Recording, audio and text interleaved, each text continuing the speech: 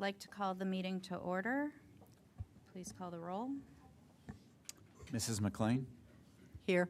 Ms. Seward? Here. Mr. Valentine? Here. Mrs. De Silva? Here. And Mrs. Messick.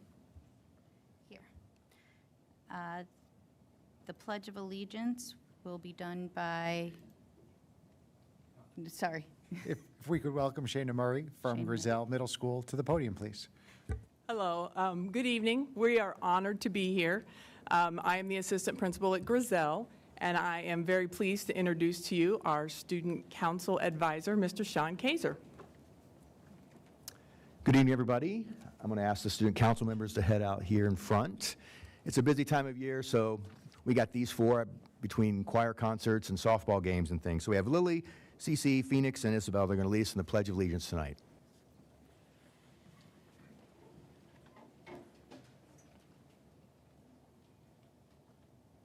I pledge allegiance To the flag of the United States of America and to the republic for which it stands, one nation, under God, indivisible, with liberty and justice for all. You want to go over here to get a picture taken?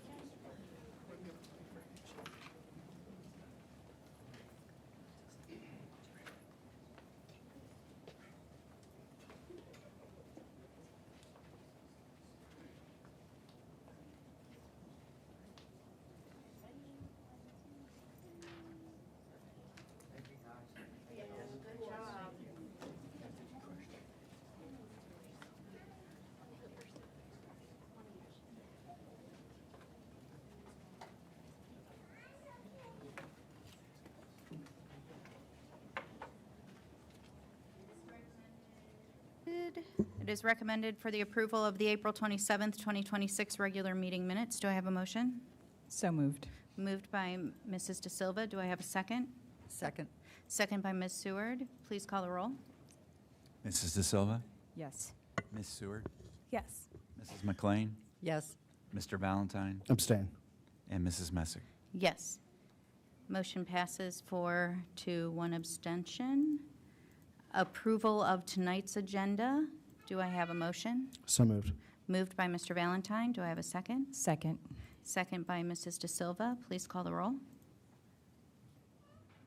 Mr. Valentine? Yes. Mrs. De Silva? Yes. Mrs. McLean? Yes. Ms. Seward? Yes. And Mrs. Messick. Yes. On to our May Golden Shamrock Award winners. Mr. Boney. Good evening, members of the board. The Golden Shamrock Award started in 1990. It was founded by Ed Putnacki, an active community member in Dublin, as well as a business owner. This award was created to recognize staff members in our district who have made outstanding contributions and have had a significant impact through the work they do each and every day. Tonight we have two award winners, and at this time I'd like to ask Mr. Tom Cochran, principal at Dublin Scioto High School, to come to the podium to say a few words about our first winner, Nick Magestrali.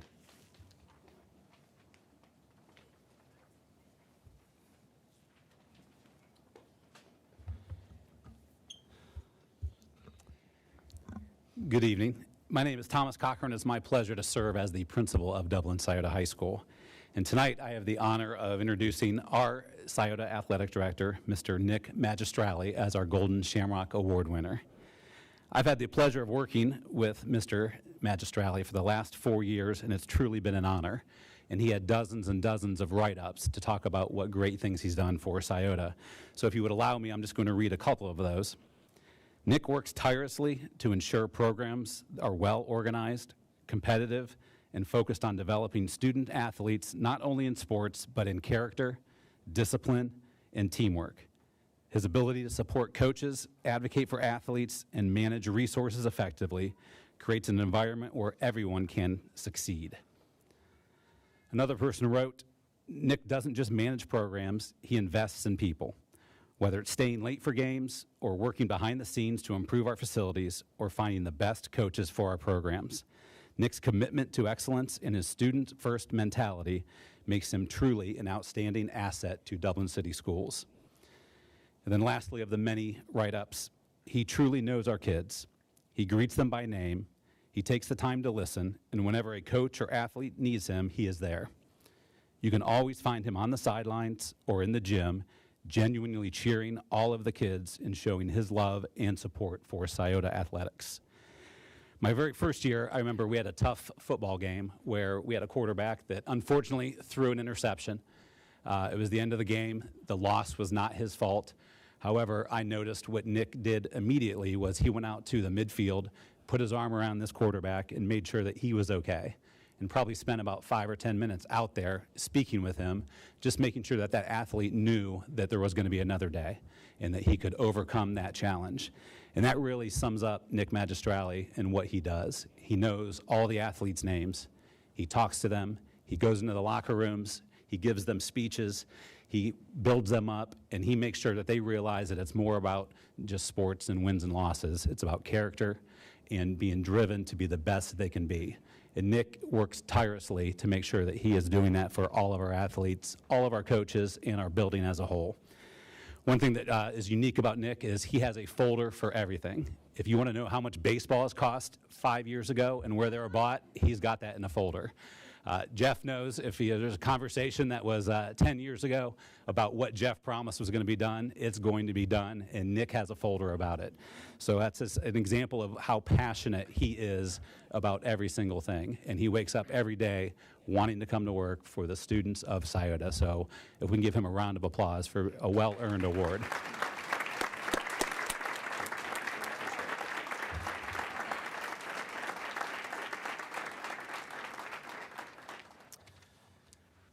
Well, that was unexpected. Thank you, Tom. Thank you to the Board of Education, Dr. Marshalls and Mr. Kern, and the other district officials here this evening. It's an honor to receive the Golden Shamrock Award. This award is far from an individual award. An athletic director cannot be successful without the support and help of great people, and that is what Scioto is all about. I'd like to extend a sincere thank you to Shirley Gerberry, Scioto Athletics Secretary. I always tell Shirley she's the best in the business. She ensures that day-to-day operations keeps moving in the athletic department, and I couldn't do it without her. Thank you to all past and current coaches. The coaches are the heartbeat of any successful athletic department. I am truly blessed to have an amazing coaching staff. Scioto's head coaches know that I support them, and they're also willing to collaborate with one another and me to make sure we all continue to grow and push ourselves to be better each and every day.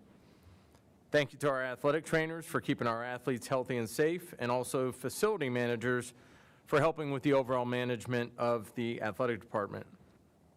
I've been fortunate to have great leadership over the years. Thank you to all of the building principals and district leaders that have allowed me to, and continue to allow me to do my job to the best of my ability. Finally, I'd be remiss if I didn't thank my family. My kids, Dominic, Mia is here today, and my beautiful wife, Hillary, who has been teaching in the district for the past 22 years at Carr Middle School. She's also here. She received the Golden Shamrock 14 years ago, and I remember how proud I was of her because she embodies all of the traits of an exemplary teacher, coach, whether it's cheerleading, track. I literally just learned a couple days ago that's going to include cross country this fall. Who knew? Department team leader, Beetlejuice choreographer, summer school teacher, you name it, and she has done it, and always with grace and a smile on her face. I encourage any young educator out there to follow Hillary's lead. Get involved beyond the classroom and step up when the building needs you. I would not be where I am today without her by my side. We celebrated yesterday, but I thought I would take a moment and say again, Happy Mother's Day, and I love you.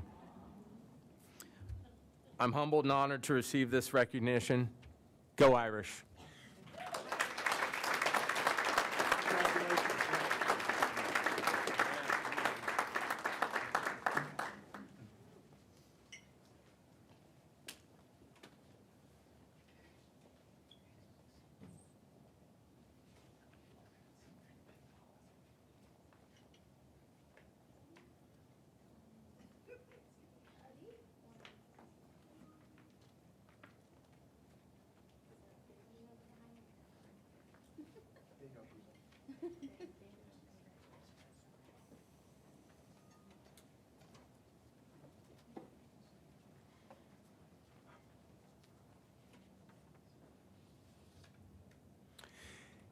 And for our second award, I'd like to invite Ms. Renee Schwartz, principal at Wyandotte Elementary, to the podium to present the next award to Mallory Messenger.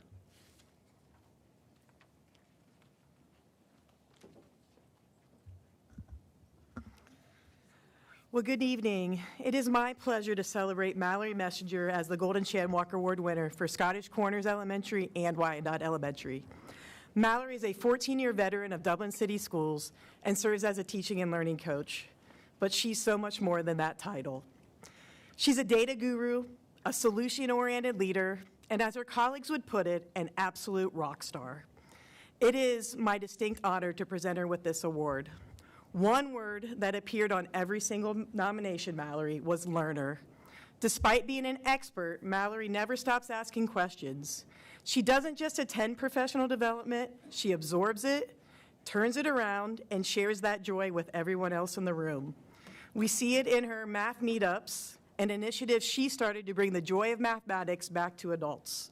She has this rare ability to meet teachers exactly where they are, offering a gentle heart and quiet leadership that makes every educator feel valued and supported when she's around. Mallory's dedication doesn't stop at her job description or even in her subject area. This past summer, despite being a numeracy coach, she collaborated on district-wide crosswalks for the new literacy curriculum because she saw a need and wanted to ensure that every teacher felt prepared. This is just who Mallory is to the core: a thinker, a supporter, and a doer. From organizing the senior send-off at Scottish Corners to helping Scottish team implement and continue to enhance their outdoor classroom, and to researching best practices late into the night, you will get an email, Mallory is always the first to step up. She manages all the things while being a mentor to new coaches, to new teachers, a devoted wife, a friend, and a mother of 3. Mallory, you are definitely a thinking partner for Lauren and I, and a champion for our students and our buildings. Thank you for your selfless heart and your unwavering commitment to excellence. Please help me celebrate our Golden Shamrock winner, Mallory Messenger.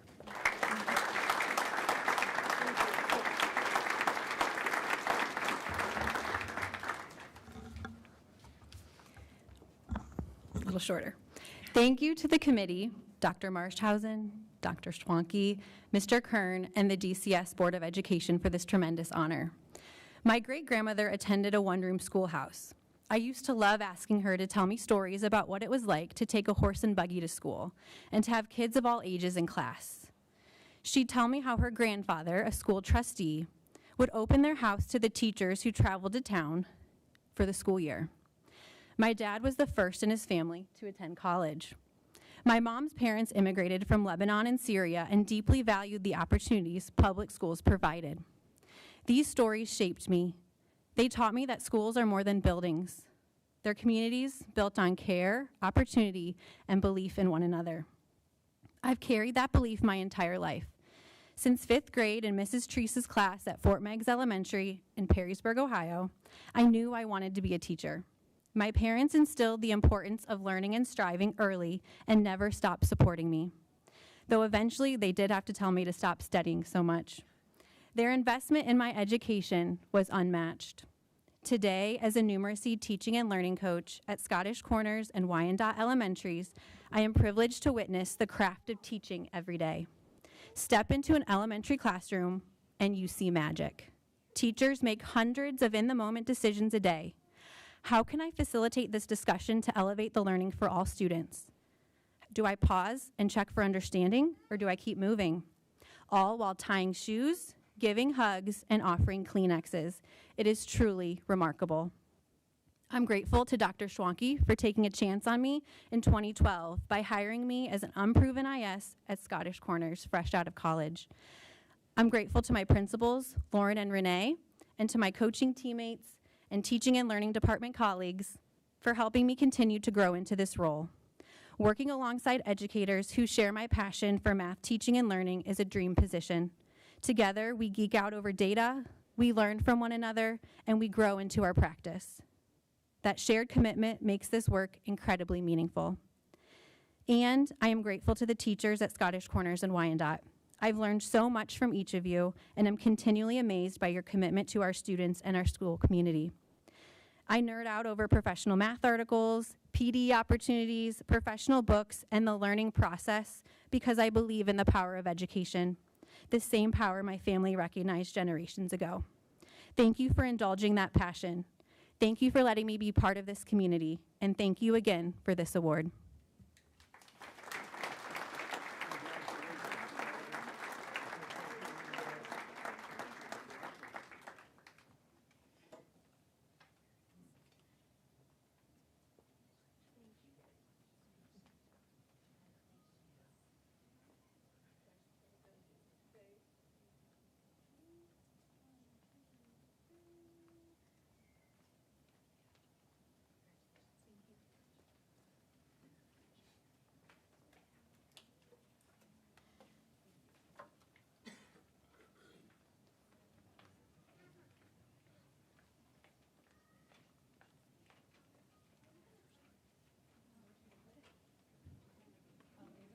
Mr. Scott Mallerie with our tolls update. Welcome back. We missed you. Good evening. Thank you. All right. Dr. Marshausen, Mr. Kern, members of the board, thanks for having me this evening. I have the tolls update. There's a lengthy update attached. I won't go over all the details, but just hit a few highlights. First of all, I'd like to thank Ms. President Messick and Mrs. McLean for coming to the School Board Appreciation Member District dinner back in end of April. It was great to have you there and learn a little more about tolls and the programs we offer. So on to the report now. Work-based learning remains one of Toll's strongest strategic advantages. Throughout the 25-26 school year to date, the students have earned over $1 million and logged more than 63,000 hours of work-based learning. So that's a very high achievement for that group of individuals. And on May 5th, last week, we had signing day for those students in those programs that accepted offers to employment through their employers and or military enlistment. So thank you for that. For enrollment for the 26 year, at the end of the year here, we are currently at 1,138 students. Enrollment for next year at this point stands 973 students have enrolled for new as a junior year enrolling into their first year programs. And we expect the enrollment for next year to be between 1,400 and 1,500 students. So it is almost a 250 to 300 student increase over the year. So it's a big improvement. For construction, it's listed in here, the $30 million campus expansion of 50,000 square feet for instructional space is still on track and on budget for opening around Christmas time next year, first of the year for 27. And then for the ELITE program provides another pathway for students to explore career interests, earn elective credit, and gain meaningful experience with local employers. Currently, there are 54 students in tolls that are enrolled in this program. A couple of recognitions. The state report card, tolls earned a 5-star rating as a district, as the state report card. And this recognition obviously reflects on the associate districts that serve in the tolls as well. So we thank you for your support, and we are proud of the 5-star rating. And along with that, tolls did this year receive a Purple Star designation as a district as well. So that is another achievement for the programs and offerings at tolls. And then finally, work-based or adult education. Earlier this year, we did achieve accreditation for the work-based adult education programs. We are looking at, now that we are accredited, looking at further expanding opportunities for adult learning throughout the year. And this coming June, there's actually going to be several opportunities for advanced manufacturing programs for tolls, and there will be grant funding available for those opportunities as well.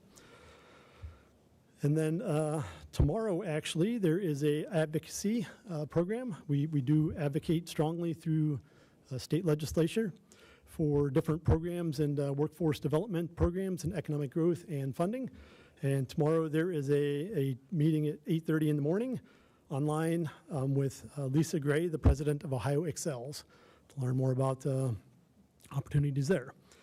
And then in closing, I would like to call out that it's not part of the report, but at the end of May, May 26th to May 27th, in the evening will be the certificate ceremonies for the students getting their certificates and graduating from tolls in conjunction with the high school diplomas.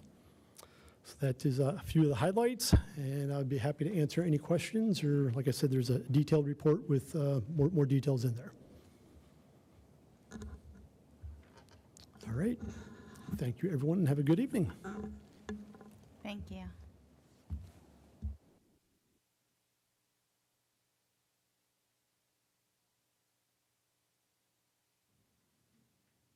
On to the public participation.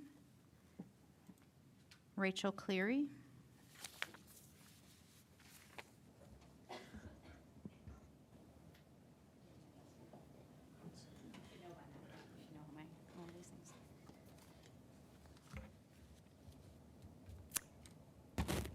Y'all are killing me. I had my speech written days ago, and when I saw the board agenda last night, I realized I was going to have to rewrite it because you listened to us. Biking is mentioned in the criteria, in the draft criteria, and since it's a broad statement, I have to assume it's going to be applied broadly, both for kids who bike to school and kids who bike for activities, especially over the summer. So thank you. I know we've all been frustrated with each other, but I can't think of anything other to say other than thank you for hearing us. I want to use my time today to talk a bit more about the criteria of keeping non-transport kids at their current school, which brings me to Wyandott's non-transport zone. For elementary students, non-transport zones are defined on the school website as a half a mile in radial distance from the school. Here's out on the website, and then if you see the current non-transport zone for Wyandotte. And here's what a half-mile circle actually looks like. Wyandott's currently defined non-transport zone stops at Brand Road. Yet a half-mile circle actually encompasses effectively all of Bristol Commons. Prior to the elementary school redistricting a few years ago, Bristol Commons was considered in the non-transport zone for Wyandotte, as it should be, with kids walking through the tunnel to school. Why has that changed, resulting in Bristol Commons being eligible to be redistricted to Bailey? It can't be because tunnels don't count when considering the non-transport zone, because Bailey's transport zone considers the tunnel under Dublin Road, as you can see. The Earlington Park Tunnel, which is the official name I learned from the city, is well lit, as you can see from the attached article about the pedestrian tunnel maintenance plan, which also addresses any prior flooding concerns. Why are we wasting money and using limited bus drivers to bus kids who should be walkers as defined by the district policy? Wyandotte was our neighborhood school, and we all love Bailey and its shared biking culture. We should have stayed at Wyandotte. Or is it because if we acknowledge that there's a tunnel between Bristol Commons and Wyandotte that would provide safe access to Kaufman students, we also have to admit that we shouldn't have moved Bristol Commons from Wyandotte in the first place? Was the end game here always to move Bristol Commons out of the Carr-Kaufman feeder pattern so we could be pulled by a map like Map 3 into Scioto? Right now, Wyandotte is so underutilized that kids can open enroll there, while Bailey is over capacity. As the enrollment in the Kaufman area continues to shrink, we're eventually going to have to address the underutilization at Wyandotte somehow, and Bristol Commons makes the most sense to fill the gap. We all agree that we want a future-proof this redistricting, so I'd rather move now than face a spot redistricting later, especially given that the middle schools are already mentioned in the criteria as being in consideration for redistricting. If non-transport zones are sacred, as Mrs. Messick said, paraphrasing a little bit, follow the district policy and move us back to Wyandotte and its Wyandotte-Carr-Kaufman feeder pattern, ideally with middle school grandfathering if I'm being greedy. Don't make a special exception for our neighborhood that doesn't make sense. Because to use the words of Mrs. Messick herself, we can't always be making exceptions. And to be clear, this idea isn't from a parent whose kids have already all left elementary school.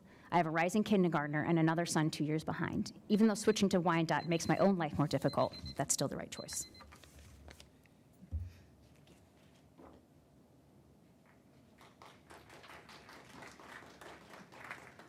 Tracy Berkwin.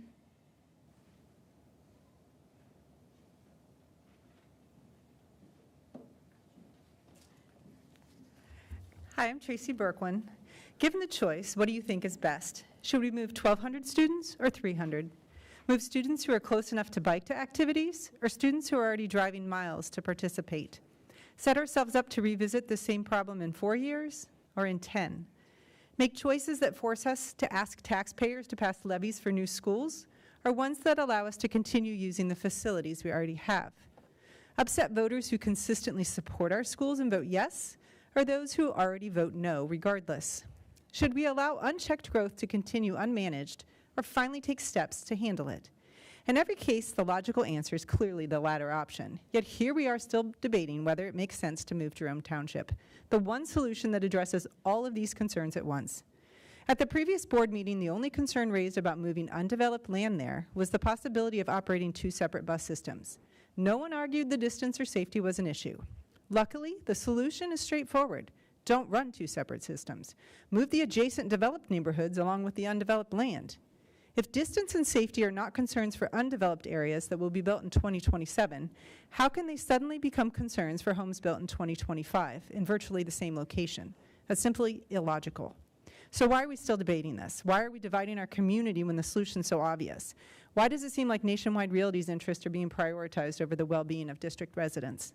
Hardworking families and retirees shouldn't be forced to shoulder ever-increasing taxes for additional buildings, buses, infrastructure, and public services unnecessarily. If Jerome Township itself is unwilling to slow the pace of growth, then DCS has the responsibility and the ability to manage its impact responsibly.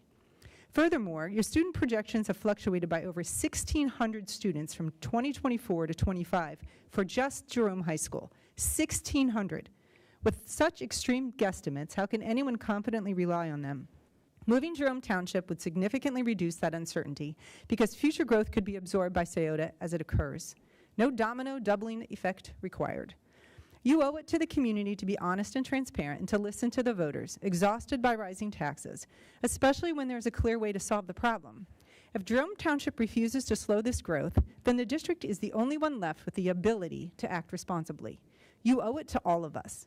Write criteria as stated in the surveys which lead any reasonable person to the obvious answer: move Jerome Township. One more note, the surveys say you should protect not just non-transport students, but other students who bike to activities as well. You need to spell this out clearly and consider the current infrastructure like Bristol Commons Brand Road Tunnel and the current bike paths. It makes no sense to blindly draw maps without considering these and then expect taxpayers to fund new systems to accommodate your decisions when we already have an award-winning multi-use trail system in place. Thank you.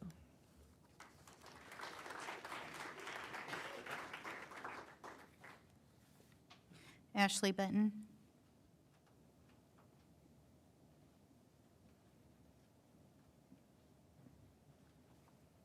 Hi, my name is Ashley Benton, and today I want to focus on 3 points that I've heard consistently from parents, which have been individual student safety, the goal to balance building metrics of Scioto, and to create criteria not to split a middle school into more than 2 high schools. As a board, you need to solve the safety for the entire student body, not one student, route, or HOA. When you hear that one bridge is deemed unsafe, you need to understand the great news is we have 4 bridges across the river and neighborhoods have multiple options. If one student can cross a bridge safely, then all students can get that safe bridge without a significant increase in driving time. That said, I do agree with parents. Crossing the river is an unnecessary risk. The good news is no student has to cross the river. I've already provided data to show why no student has to cross a bridge, and you can solve this long-term capacity problem based on proximity. Kaufman is underutilized with a declining population and is able to add at least 300 more students. No Kaufman student needs to be redistricted to solve for the overcrowding at Jerome. This supports the community's desire to impact the least amount of students. For safety, the safest driver is no driver. Protecting students means preserving non-personal transportation options like walking, biking, and CODA busing wherever possible. If a student can walk or bike today, they should continue to have that option. President Messick has said it is impossible to create metrics for safe biking because each family might define safe differently. But that is no different than any metric for safe walking or driving. Families always have the ability to make the right decisions for their family unless as a district you take that away. Families, please consult the data I gave you on the benefits of biking for kids in the ideal radius, which is usually 2.5 to 3 miles with no major road crossings, like tunnels. Dublin spends millions on maintaining biking paths, and it happens to be Bike Month. We have over 150 miles of shared bike paths. The district should be encouraging the utilization of this asset. Please make sure you clarify that in your draft. If you do choose to send the student over the bridge, be honest on your why. You are balancing Sciuta's building metrics. If this is your goal, you need to solve for all 3 high schools and make it a clear goal instead of shifting from diversity criteria in the fall to academic performance now. It's a different name, the same goal. A true balance in 3 buildings would require moving some Sciota students to Jerome. Balancing buildings are not improving outcomes. You are masking them. The student that has a high absentee rate at Sciota won't improve attendance. The sports team will now be a lot more competitive, but you won't give an opportunity to the student who can't get to practice. You are not helping these students, you are enhancing building outcomes. So as you finalize the criteria, I'm asking for 3 things. Prioritize safety and do not require any student to cross the river to solve for building balance. Protect walkability and bikeability wherever students have it today, because the safest trip is one that doesn't require a car. And then set a firm rule that middle schools feed into no more than 2 high schools so we don't create unstable and shrinking cohorts. Thank you very much.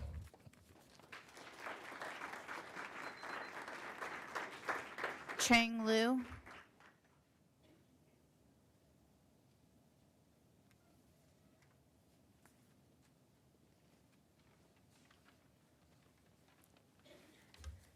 Good evening. Thank you for the opportunity to share some final thoughts as we near the end of the DCS redistricting initiative.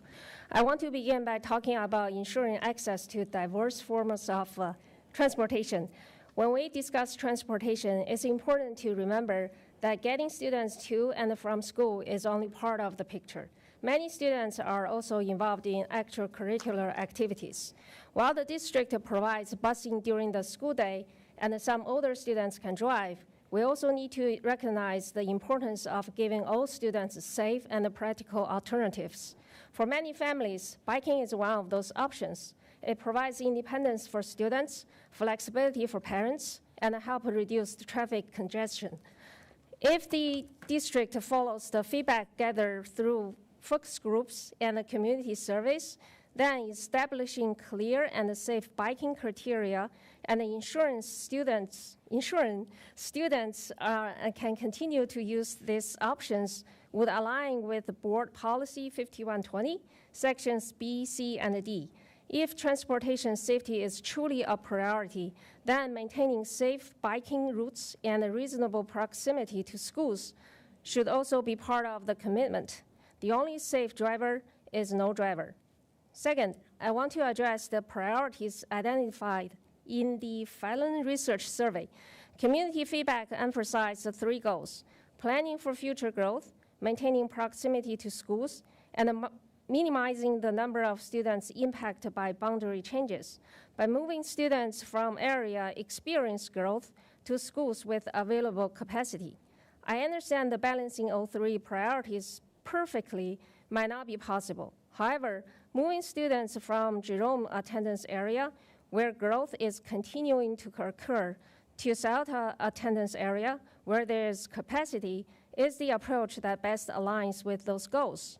By contrast, moving multiple cohorts across all 3 high schools may temporarily balance numbers, but it creates broader disruption for students and the families, and is unlikely to be sustainable long-term. A plan that impacts the greatest number of students today will almost certainly require additional adjustments again in the future. I encourage the board to prioritize assigning students to the high school closest to them when it makes a meaningful difference, while also focusing on future growth patterns and minimizing the number of families affected. Taking that approach gives the district the best opportunity to create stable and sustainable map that can serve our community for many years to come. Thank you for your time, your service, and your thoughtful consideration throughout this process.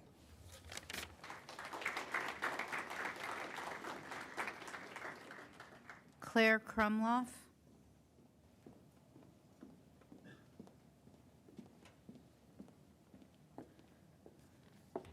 Good evening. Thank you for your time and care you've put into this redistricting process and for listening to feedback that is deeply personal from many Dublin families. My name is Claire Krumloff, and I'm here tonight with one clear request. As you move into map making, it is imperative that you apply clear, data-driven criteria that reflect what this community has already told you matters, specifically biking travel time. This is not a new ask. Your own Planning Next focus group and follow-up surveys told you exactly what proximity means to this community. Travel time to school was the single highest definition of proximity. And more importantly, the top qualitative comment from your own presentation was, quote, consideration of walk and bike time should be prioritized, end quote. That feedback was explicit. It was not implied or inferred. The community has already spoken. Because of this, the mapping process must reflect that input with real criteria that can be measured, tested, and applied consistently across the district. You've already received a community-built bikeability analysis that evaluated neighborhoods across Dublin using transparent and objective factors. These results were clear. All 3 high schools have various neighborhoods that are bikeable. This isn't a one-school issue or a one-side-of-town issue. Biking is viable across a district when it's treated as a real proximity factor. And that matters because Dublin has intentionally built a city where biking is part of daily life. The city continues to invest in over 150 miles of shared paths, safety education, and connectivity projects. It just happens to be Bike Month in Dublin right now. This also matters for working families. In many neighborhoods, biking is not recreational, it's practical and necessary. It supports independence, access to extracurricular activities, and reduces daily transportation strain on families. Finally, I want to address the domino effect. If redistricting relies too heavily on cascading shifts, students who currently bike will be pushed into driving zones. This could erode biking entirely and create a district where significantly more students will need bused or driven. Is this the Dublin we want to be? Here is our ask. Adopt explicit published criteria that include measurable bike travel time as part of proximity, use credible data to test maps before finalizing, and protect high-quality biking neighborhoods where biking is already safe and practical. If you do that, the final map will be credible, defensible, and aligned with the community's voice. Please make bike time a core part of your upcoming map-making process and honor the connected community Dublin has intentionally built. Thank you very much for your time.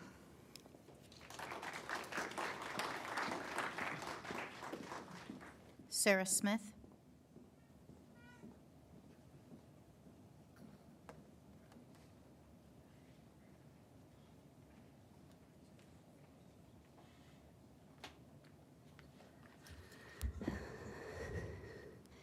Good evening. My name is Sarah Smith, and I am a very proud parent at Scioto High School. I am speaking tonight because I know our district is obviously going through a very difficult time, and I know how emotional redistricting is for everyone involved. A few years back, when surveys were conducted, the consensus was that adding on to Scioto made the most sense, and now here we are, and that change is never easy. I want to speak to families who may be anticipating a new school boundary in your future and feeling anxious about it. We know that commute is one of the concerns. We understand that as we currently have Scioto students traveling down Sawmill and Riverside every single day where traffic is also very heavy. We even have kids biking and walking across Sawmill, and if you've ever been on Sawmill, you know what I'm talking about. So we are deeply empathetic to your traffic concerns. But I also want to tell you a little bit about the community you may be asked to join. Inside the walls of Scioto, you will find a vibrant, caring, and dedicated family. We have incredible teachers who go the extra mile, a welcoming theater program, a close band family, a determined athletic program, and a tight-knit community that looks out for one another. We are proud of our school, not because it's perfect, but because of the people in the building. To families who may be joining us, we are not your rivals. We are not a step down. Our school is not unsafe. We are not a place people end up if their kids are, quote, unfortunate enough to have to go to Scioto. We are not an outlet for some exclusive Facebook group where it's okay to put us down. We are your neighbors. We are the families who help pass levies for shiny new schools across the district. We pay the same school taxes as everyone else. Our home values have also went up, right along with yours. We want what is best for our kids too. Redistricting is a map drawing lines, but it doesn't have to continue to draw lines between us as a community.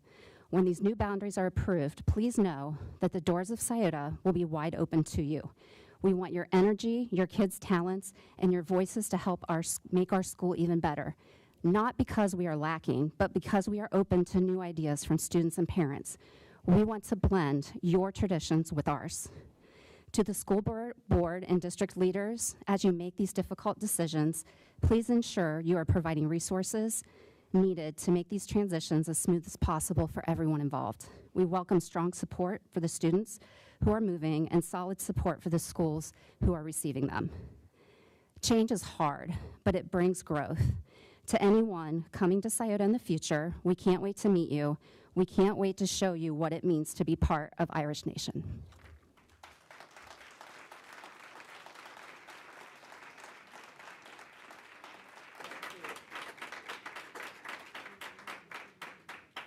Katie Rapp.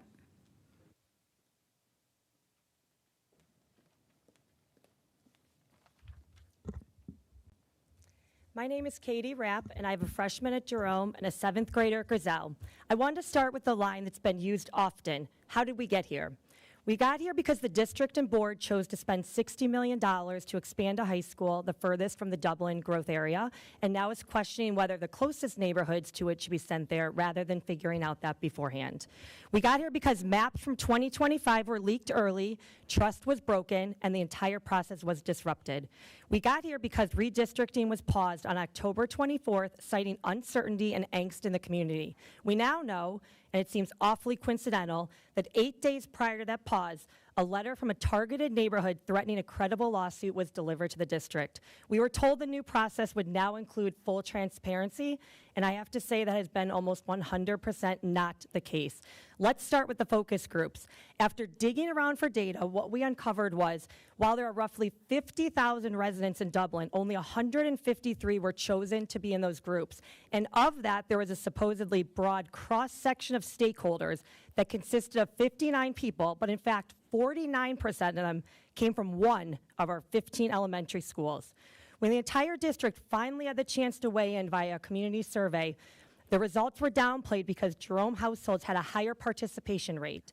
So when the board picked the groups, it was okay to be slanted one way, but when residents voluntarily took their time to engage, it was glossed over. This is not transparent, and in fact feels like the data is being manipulated to arrive at an outcome the board wants versus what is best for the district. And now tonight we have a draft resolution that appears to make time and mileage equal despite time being selected in multiple testing platforms, doesn't prioritize feeder pattern, and places safety engagement after a decision is made. It also notably does not discuss socioeconomics, even though that was a big topic at your February 9th board retreat. And we'd like to know if that means this is no longer, in fact, a priority. I want to be clear here. This has absolutely nothing to do with Scioto High School.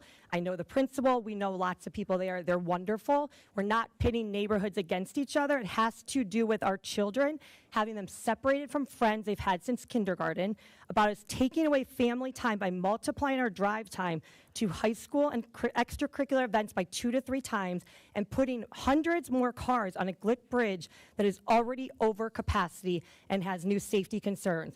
Countless hours, hundreds of thousands of our taxpayer dollars were spent creating maps last year, and not one of them of the 11 maps had Eli Penny going, that area going to Scioto. So help us understand what has changed now. And if you do introduce a radical proposal that inconveniences families by placing their children in schools on 2 different sides of the district, we would ask that you grandfather their siblings. We also ask you to please look back at Maps 1 and Map 3, as they both made logical sense for our Dublin community and, most importantly, our children. Thank you.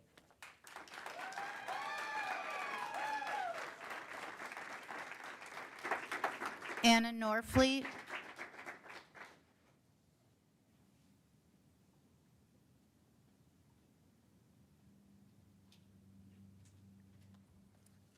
Hello, I'm Anna Norfleet, a junior at Dublin Scioto High School.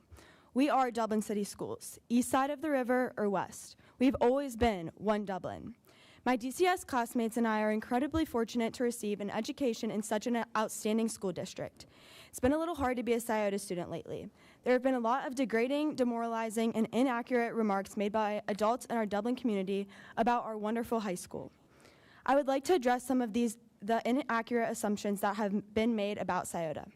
Myth 1, Scioto students don't hold themselves to high expectations.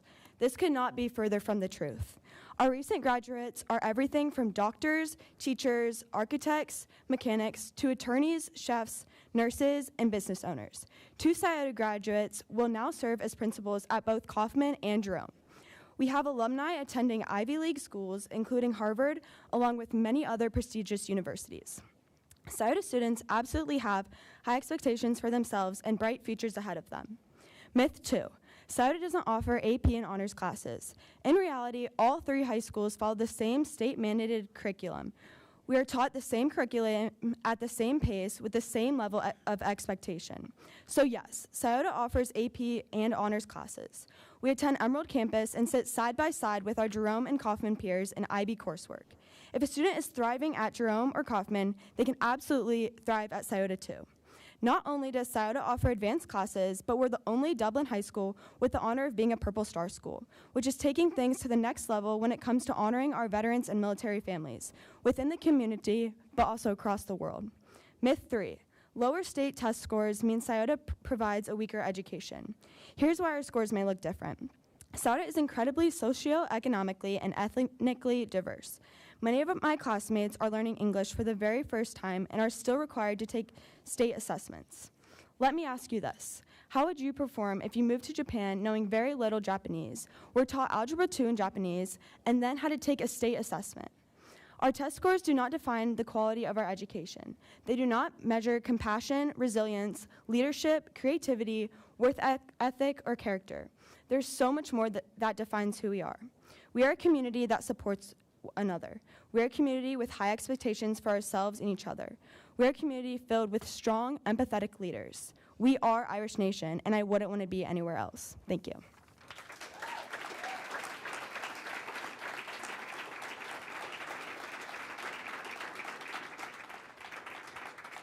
Anna Bendo.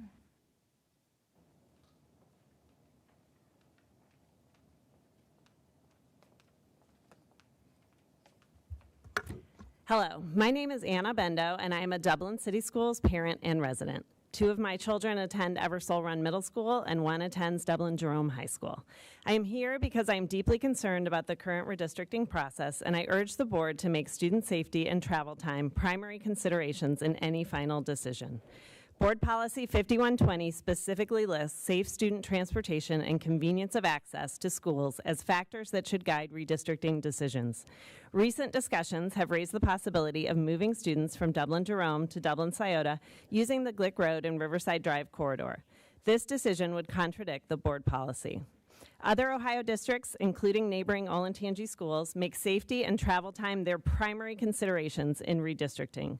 Olentangy's guidelines state safety, convenience, and efficiency of transportation, as well as student travel times and current population patterns, are the most important considerations. Riverside Drive is a high-speed 4-lane road with limited lighting, no median, and heavy traffic. Drivers regularly exceed the 50-mile-per-hour speed limit. The corridor is already impacted by ongoing construction traffic, which is expected to continue for years.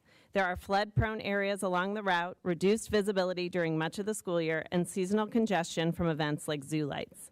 Motor vehicle crashes remain the leading cause of death for teenagers. Transportation safety is not a minor issue, and we should not act like all commutes would be equally hazardous and time-consuming. That view is disingenuous.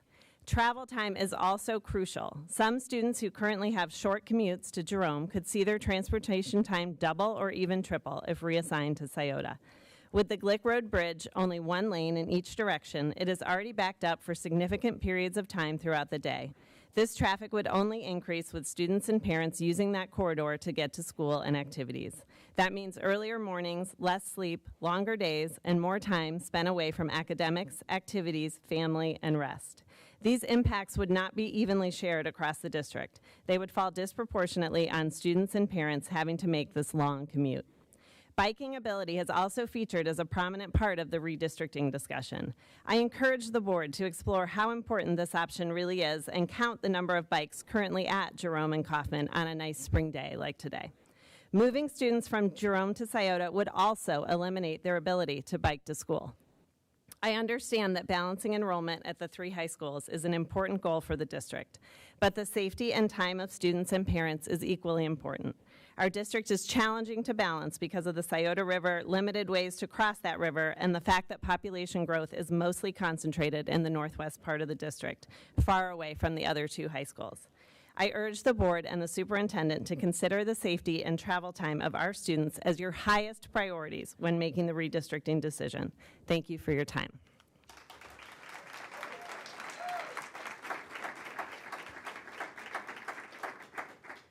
That has now been 30 minutes and concludes our public participation.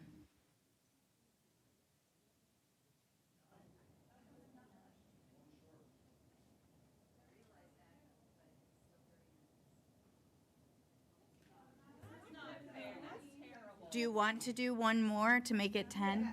Fine. I do not care that much. Melinda Norfleet, it's not that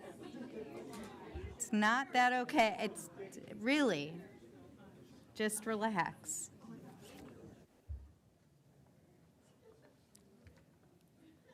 That's not really a fun way to start. Sorry. Hi, I'm Melinda Norfleet, former middle school teacher, two-time PTO president, active supporter of our school levies, current DCS employee, and proud parent of 2, almost 3 Scioto students. My students are varsity athletes, member of NHS, Hope Squad, Junior Cabinet, Purple Star Club, and a theater student. I empathize with the families who may be redistricted. We all love our schools, and change is hard. Many of us have also experienced redistricting multiple times. My own 3 children were redistricted twice, attending 3 different elementary schools while all living at the same address. It wasn't easy, but we got through it. In many ways, I believe it made my children more resilient and gave them an even larger circle of friends and connections across Dublin. During the redistricting, we did not push back because we trusted our elected officials were making decisions based on what was best for our students and the district as a whole. DCS has been growing at an outpaced rate for the last few years, and as public education, we are called to educate all in an academically balanced way. The notion of the 4th high school or using the Cardinal Health building was not recognized as a viable option from the community. So here we are, tasked with balancing our high school population between 3 schools. I look around the room tonight and in my community every day. We are far more similar than we are different. Our kids attended preschool together. We play club sports together. They learn side by side at Emerald Campus. We are one community. Like you, we think about our children's safety getting to and from school. Many Scioto students, including my own, navigate heavy Sawmill traffic every single day. Some students have a 20 to 25-minute commute up Sawmill on a good day. Our students drive, bike, and walk through the Sawmill Hard Road intersection daily, and we don't have a tunnel. Traffic is heavy on perimeter too. Traffic is difficult all over the district. And as families, we can each make determinations about whether our kids can safely handle it or if they should take the bus. We shouldn't let traffic keep us from balancing our schools. If you have questions about Scioto, please reach out. Our family would be happy to share our experiences, as would many other families. There is no need to make educated assumptions. We are happy to chat. Many are framing a move to Scioto as something negative, but what if it turns out to be wonderful? What if your child finds lifelong friendships, incredible teachers, leadership and other meaningful opportunities, and a true sense of belonging? That is not only possible, it will happen. If your student gets to, as Dr. John likes to say, become part of Irish Nation, they will be welcomed with open arms and full hearts. We will do everything we can to make the transition smooth, supportive, and successful. Thank you.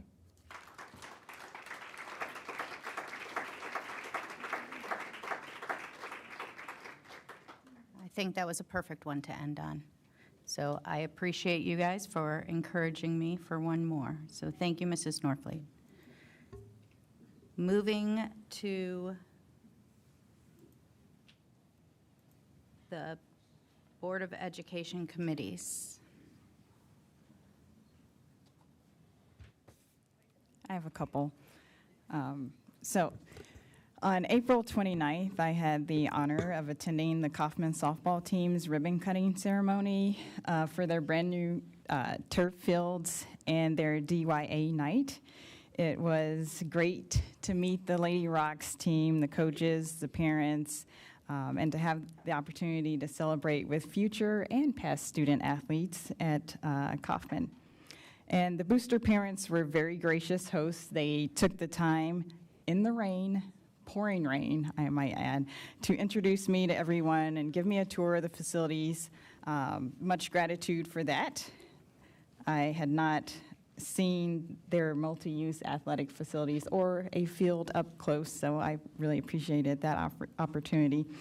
The turf field is beautiful, and so is the multi-use athletic facility. And I just want to say thank you to the community for supporting our school so that our students and our student athletes can have safe facilities that they are proud of and that support their growth and development on and off the field. On Friday, May 8th and Saturday, May 9th, I attended the OSBA Board Leadership Institute. Award-winning educator, speaker, and author Dave Caperton opened the Institute by sharing how small but intentional choices can positively impact leadership effectiveness, team dynamics, and district culture. I also ran into the famous, legendary Mr. John Witt, who is one of the beloved AP Studies teachers at Scioto and an advisor for the Purple Star Club. He does so much in service of our U.S. veterans, and if you aren't familiar with Mr. Witt and all that he does, please check out some of the programs and amazing work that he does at Scioto. He was there speaking on a panel, which I did not know he was going to be there, but he was there speaking on a panel about ensuring opportunities for military-connected students and families, and I believe there were students participating in that panel as well. I attended sessions on how to ensure that the community understands how funding is collected and used in our district, what school board members need to know about audits, which that was very, very fun. Strategies for respectful and effective board governance, especially when there is disagreement, current school law and key rules governing open meetings and parliamentary procedure, how student perspectives can positively influence decision-making and foster meaningful engagement throughout the district. And Nicole Piscatani, who is the Deputy Director of Legislative Services at OSBA, led an overview of the numerous bills that could move through the legislative process over the next few weeks. And I'll share just two of those to keep an eye on. House Bill 455, which is the Omnibus Education Bill, which would allow updates on to the ORC to remove obsolete education law, more time and flexibility to fill board vacancies, changes to the state report cards, and changes on how graduation rates are measured. Currently, districts are dinged when students with disabilities choose to continue receiving post-secondary student support services, and the OSBA is supportive of making this a report-only metric. So districts wouldn't be penalized if students decide to choose that route.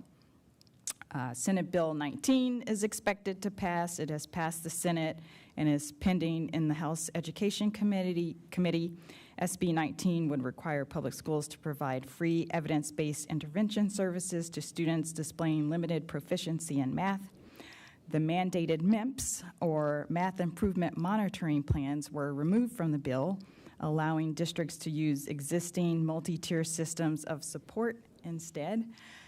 One of the challenges with this bill is that there isn't comparable math research, like the science of reading, so they're looking for comparable research, I suppose. Also, OSBA is pushing for more than one data point to accelerate a student into Algebra 1. Lastly, the Institute closed with general session on effective governance, centering on leadership grounded in ethics, emotional intelligence, and intentional board practice. And that's all I have.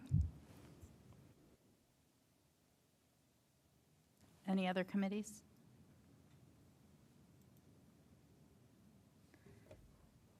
Then student representatives, and a seal before you start. I just want to take a moment to thank you and your other student board seniors, as this will be your last meeting.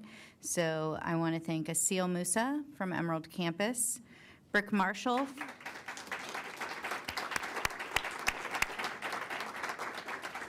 and they're all here, so as I say your name, stand up, kiddos. Brick Marshall from Kaufman.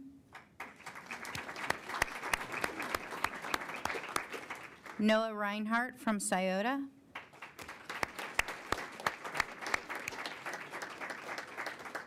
And Nancy Shalash from Jerome. You will be remembered and missed. Thank you all for all that you have done for the board and for being here and updating us and your positive energy. We could use it a lot of days. Thank you. Thank you so much, Mrs. Messick. And honestly, so first of all, I'm going to call out Noah. He walked out, so sorry about that. Second of all, we actually all collectively agreed that we will come to the last meeting, right, on the 21st. So that gives you some time to write a beautiful, heartfelt speech about the impact that I've had on your life and just the changes I've made. You know what I mean? So just in case you were wondering, if anyone else wants to be there, you know, I won't say no. You can write your own speeches as well. But actually, to get into the student representatives update, as Mrs. Messick mentioned, the seniors are coming close to the end of the year, and the 18th is actually going to be our last full day of school, which is the only Monday that I've ever looked forward to, and so that's very exciting. At Kaufman and all the other high schools, exams are underway, including IB exams as well, and you know, we're wishing for some 5s up in here, so we're going to see it happen. On the 20th, the seniors again have their Kings Island trip, which we are all very excited for. And congratulations to the Kaufman Robotics team for qualifying for the 2026 First World Championship, which is wonderful.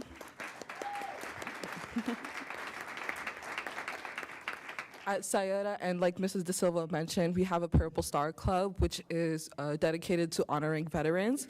And so they were actually invited to the National Veterans Museum today to tour the exhibits and plan future events in cooperations with the museums. A lot of what they do is what makes Dublin such a Purple Star City, which is great.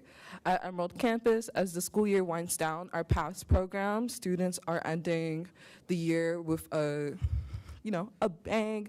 The opening doors theme that they have is being applied through practical independent living skills, including problem solving and communication. And these final experiences serve as a bridge to future career pathways and independent life after graduation. Students this week also had the opportunity to present their work to authentic audiences through our entrepreneur academies. And if you ever have the chance next year, check out the open houses here at Emerald Campus to view all the different academies that we have. Sorry.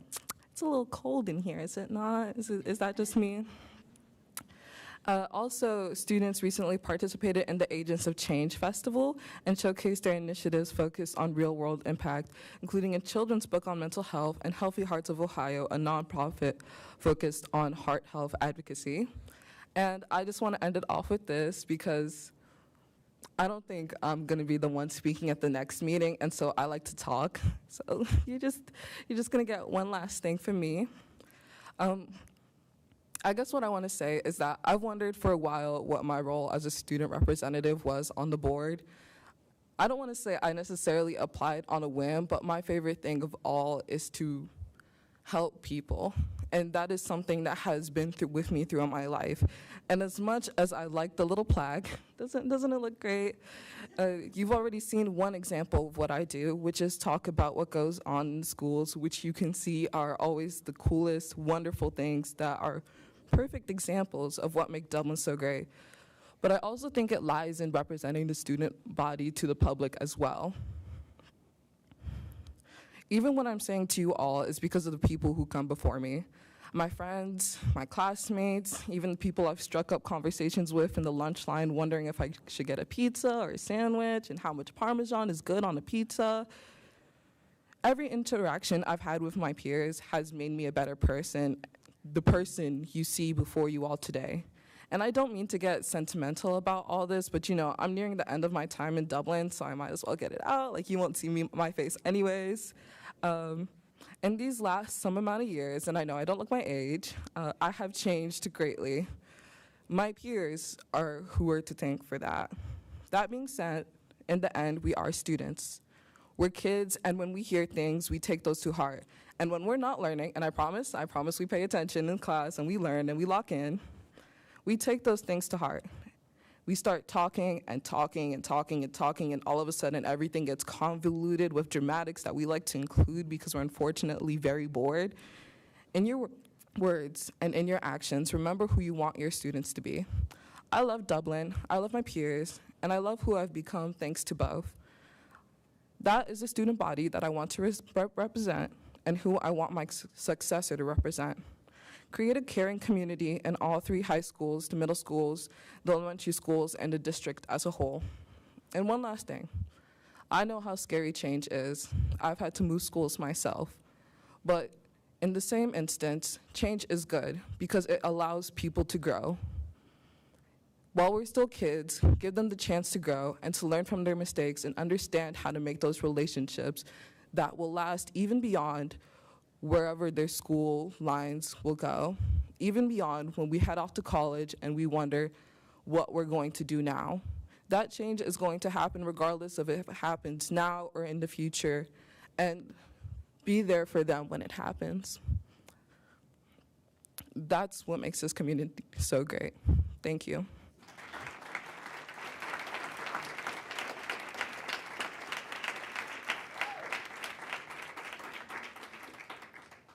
Thank you, Asil. Now we're going to discuss the resolution regarding the boundary criteria in the first reading. At the last board meeting, we stated that we would work with our legal counsel to develop a resolution, and we have done so.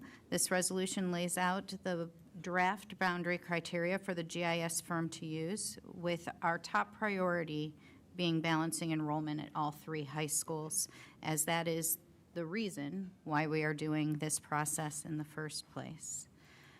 Our board has had access to the boundary criteria, the draft boundary criteria, and it has also been posted for the community.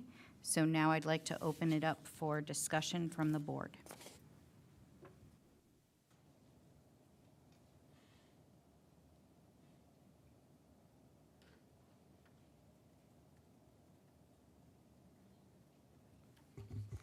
I guess first off, going back to what you said, I missed last board meeting as I was sick, but if you can, both for the sake of the board as well as the public, shed some light into the discussion, then went the actual discussion that you and Mrs. De Silva as board leadership and Dr. Marshausen and council had as this was shaped. That's probably a question both for you and Mrs. De Silva to provide context or shed further light. Yeah, I will share a little bit about just my perspective. As you can see, it follows the framework of Policy 5120, and I thought that was important to have that framework to make sure that everything that we put in here actually does align with policy. And just from my perspective, I'm not speaking for Mrs. Messick or, but to me, what this does is synthesize the feedback and input that we got from the community, considering the legal counsel and the board policy, and just kind of synthesizes that together. I think the main points from the policy and the feedback that we got from the community are represented in here, as well as some of the comments that were made during our most recent, you weren't here, but the most recent board meeting. I will second what Mrs. De Silva said. That's really how we looked at things, merging all of it together in a comprehensive way that follows board policy and meets every single one of those requirements for board policy, and how we are going to meet those.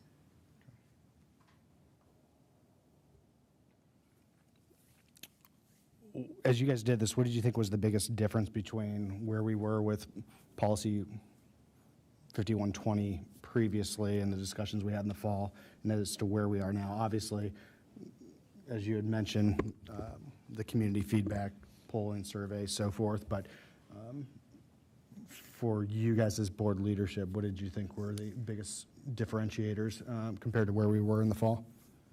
In the fall, I believe that the criteria that was used, that was developed by Cropper, was then made to fit 5120 rather than using 5120 to develop the criteria. So it was done reverse, and then obviously we didn't have community participation. So this, and as the board knows, Mrs. De Silva is our policy queen. She really did make sure, and as I did as well, that we focused on what does 5120 say, and then how do we make sure that we are meeting the needs of the community and fulfilling as much as we can. Obviously, people are going to be upset, but as much as we can, what the community has asked for.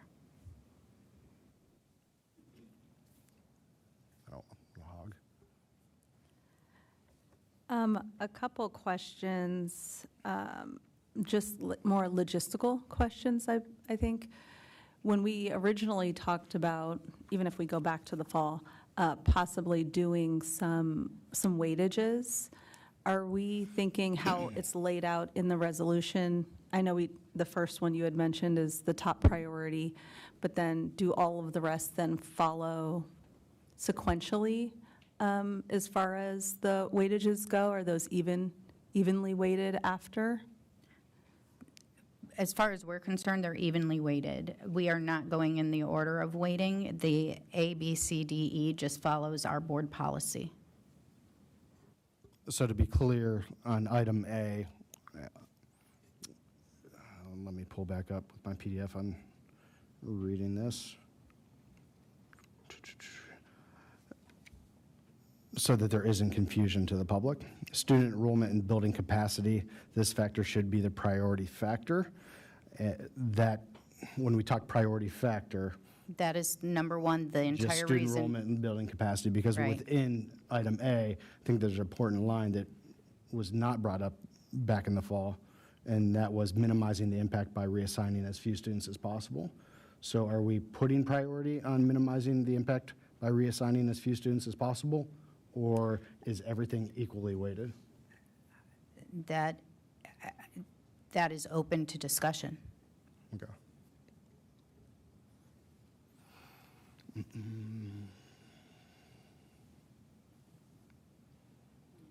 In my mind, just going back to, just for the sake of discussion, I think that top A does hit on some of the top priorities that the community mentioned, like if you go back to the Fallon survey, coincidentally. No, and I can understand that, but I think as we're turning this over to a map maker, this is my issue at this point. I feel like we're still in a very vague spot, and I think what you just brought up, Mrs. Seward, is exactly what my next comment was going to be before I try to give somebody else the floor to talk. Nothing's weighted. I initially reading this, and I can understand how members of the public may feel the same as well. Minimizing the impact, I felt like item A was a priority over other items on this list. And I've got additional questions as we get down to this, but I think that we need to be crystal clear on that as we're handing this over to somebody to design these maps. So item A does have the top three things that the community has said is the top priority. With obviously student enrollment, building capacity being the number one. We have to move students. Beyond that, then those were the other criteria that the community also said was important to them. Yeah. Does that make sense? Like A is the number one, and those things in there also are priorities that were. Okay. If I, really quickly, Chris, sorry. I think, for me, I'm thinking of when you do hand it over, if you're not clear on which ones to look at first, really could come up with a different map based on which ones you give priority to. So it could be, you know, if you look at, say, sorry, I'm going back and forth here, but say E first or C first, safety first, that's a different map than, you know, if you change that order. So I guess that's, when we're talking about the weightages, I think of the weightages as kind of telling the map maker how we foresee the priorities of our district. So do we want all of those points in A to be top priority? So this is a first reading, so we can, Right, of course. we're editing now in real time. So what would you like to see it say? Well, I do think that that's an overall goal, right? But I think that the ones that are kind of falling below, I think that's the conversation to say which one of these do we think is a priority from there. Of course, you know, overarching is to have that balanced enrollment because we do have the capacity at Scioto. So obviously that's what we're doing in this exercise. However, how we do that, I think that's where we're looking at those, you know, B, C, D, E, F. So do you want to have in there how it should be weighted by the map maker? And if In my so, mind, how do you want it weighted? Right, I think that's the conversation that we need to have on what is the priority if we think that that's something, because like I said, I think my concern is that we hand it over to the map maker and you can come up with different versions of the map based on which ones they use as their priorities. And I guess that then leads me to, are we going to just receive one map? And are we voting on that map? Is that something that we're putting in the resolution? I can answer that. We will just receive one map. Okay, and is that going to be, is that in the RFP or is that directed in the resolution? How do they know that It's in only the give us? RFP unless they have to redo some middle school maps, which is also in the resolution. As far as are we voting on it, currently no. 5120 does not allow for that. If you want to suspend 5120, you need 4 votes to do so. So if you want to suspend our policy 5120, so we can vote on it instead of Dr. Marshausen doing it himself, which is what 5120 states, then you need 4 votes and to put that into the resolution that we would suspend 5120. Okay, so, and this is more just for clarification, just to understand the process. So right now as it stands, the map maker would come up with the map. Dr. Marchesson, you would bring that map back to the board, and then the board would just review that and adopt it? Or is there a vote after he brings it back? It would be a recommendation. I'm not even sure if we would vote. What I've asked from the board is for criteria that is weighted based on your desires and the community input so that I can work with a map-making firm to present the final map. 5120 right now still stands. So if the board wants to vote on a map, that policy would have to be suspended and you would have to put a process in place by which the board would adopt a map. The way this is written at this time and with board policy, when you pass a resolution, which I asked for, with the criteria and the priorities in that resolution, once you give that to me, I will present to you and the community the final map. With that final map, the map maker will be outlining how they met our criteria. We also do have time, if it is something that is absolutely egregious, that we can say, no, you did not meet our criteria. Please go back and do it again, because that's part of the RFP. As far as the board voting, Can I add something there? Yeah. So Dr. Marshausen will be, as it says in the resolution, will be working with the GIS firm to make sure that it is following the criteria laid out in the resolution. And it is in the RFP that they demonstrate how it aligns with the criteria. Okay. So it sounds like, Dr. Marchhausen, you are looking for some weightage to this, to the resolution here. Okay. Do we want to have that discussion on how we want to weight this criteria then? Is that where we are? Yes, you can share your ideas. I'm going to throw something out. There's certain things that we didn't want to put in here without the entire board seeing it. No, that's So fine. I hope you appreciate that this isn't. No, that's fine. I just didn't know, I mean, if that's something that we were going to do now, like I didn't know that that was open for, where we wanted to head with the weightage piece. I'm good with that discussion. I'd like to just throw this out for conversation's sake. Can we go through these items individually before we go back into the weighted conversation?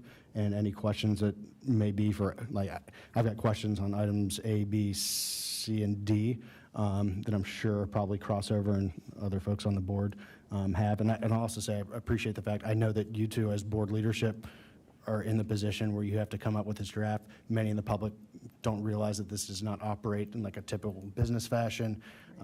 It is very difficult for us to, inevitably, we're having this conversation in real time as a group right now. You're put on an island for the two of you to come up with this. So I am cognizant of that as I ask my questions, and so I hope that does not come across Thank you. poorly. Do you mind if I jump in? Yeah, if you want to go ahead with your questions for the rest before we kind of talk about the weights, that way we can kind of get everything that you need answered. So item A, and Elizabeth and Tara, please jump in. What was the intent, or what did you mean with minimizing the impact by reassigning as few students as possible? I know that that's a general question, but.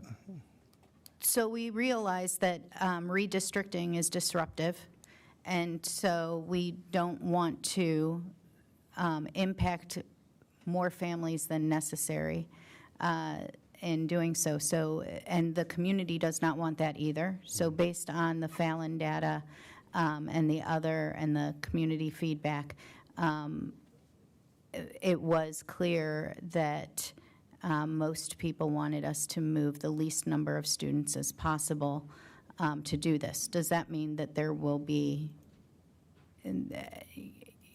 we don't know where the growth is, Jerome has 600 too many students. Scioto needs 600 students.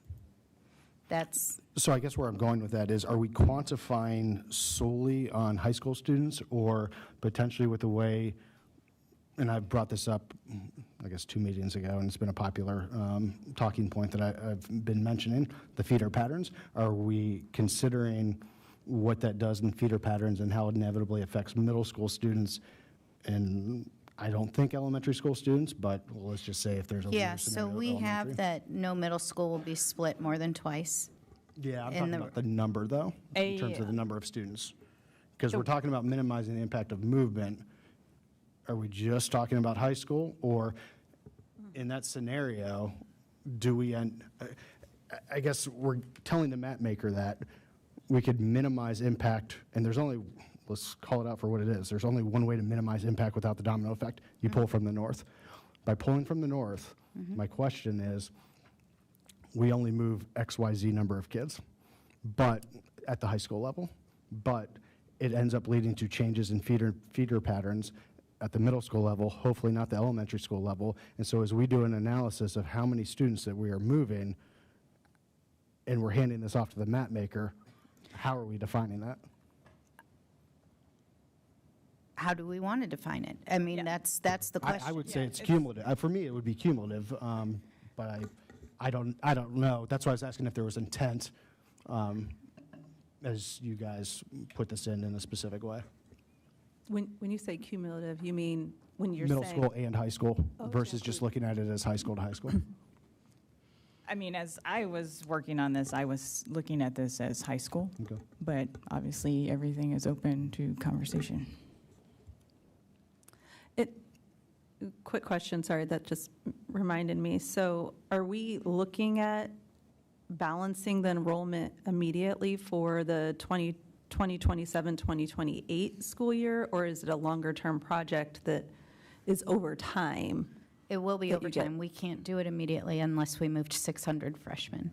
So that's not going to happen. The seventh grade, we're talking about existing seventh graders, current seventh graders. Current seventh graders. Okay. No, so it's going to take several years to roll in, since also in the resolution we are not moving anyone other than the incoming group. So it will take several years.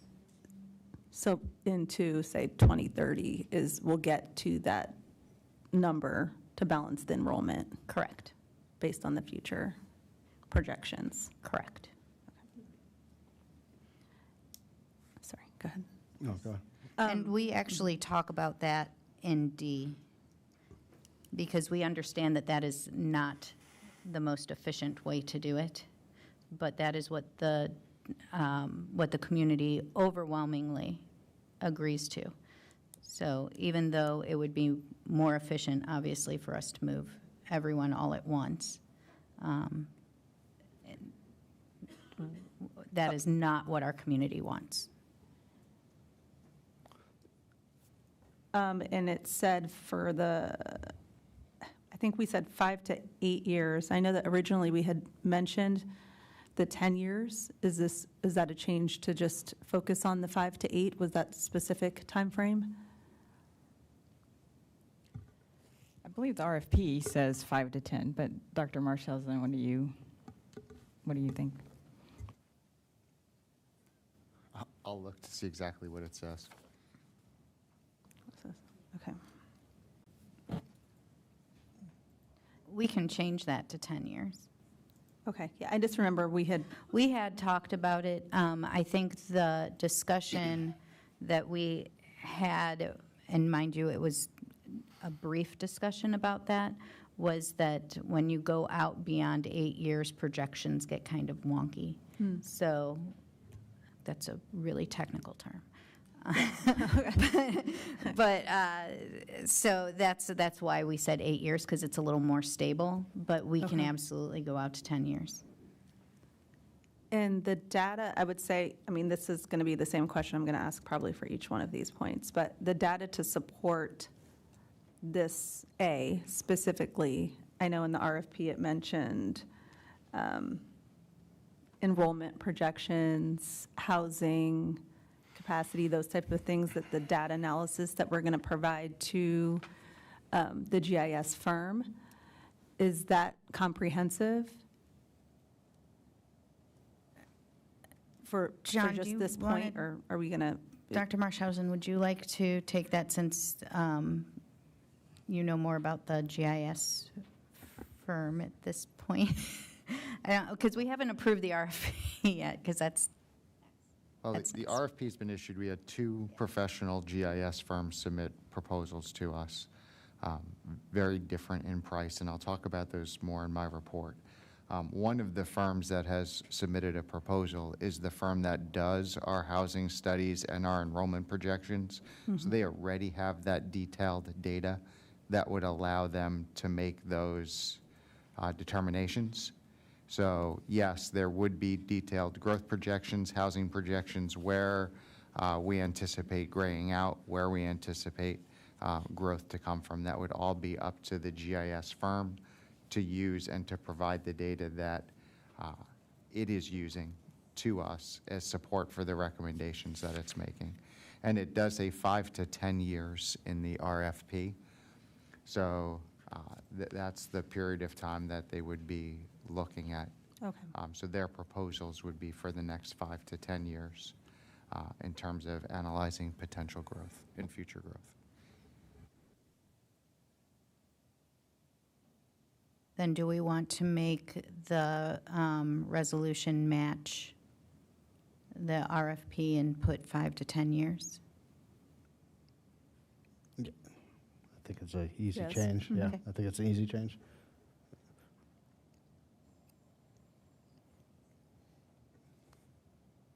And then, oh, sorry, go ahead. No, you're good.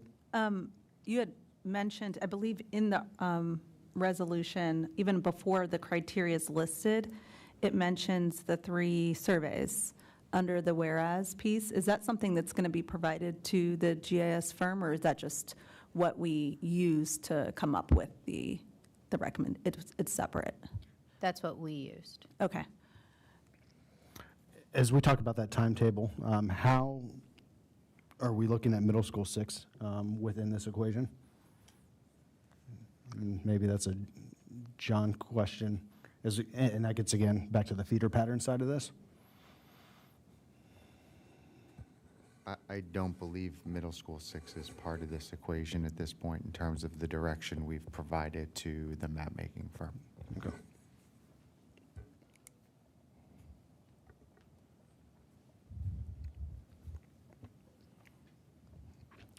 I'm just going to throw out, going back to what I previously said, I would like to see, personally, I would like to see our numbers as we evaluate this be it combined and not isolated to the high school level in terms of moving students. On the point that I raised previous, I didn't round out that as we were having that discussion, but I do think that we should consider that in its totality as we look at the total number of students moved.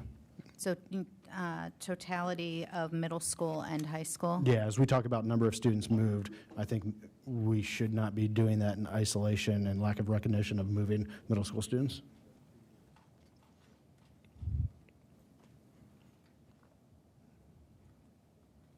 So you're saying inclusive of middle school, basically, in that inclusive, statement? yes, inclusive. And when we're saying minimize the impact by reassigning as few students as possible, we are talking about specific to the growth. Is that, I know in the Fallon survey, it said something to the effect of as few, what does it say? I think it says moving where there's impact the least number of students overall by moving kids from where the growth is happening to where there is capacity. Is that one and the same? That's in the taking into account potential growth in Part A? Yes. Is that, so when we're saying minimizing the impact by reassigning as few students as possible, is that meaning impact the least number of students overall by moving kids from where the growth is happening to where there is capacity? Is that one and the same? Provided that it does not split areas where we'd have one side of the street going to one school and another, because that obviously is not, that would then violate efficiency, financial efficiency. So that's why some of these things have to be taken into account at the same time.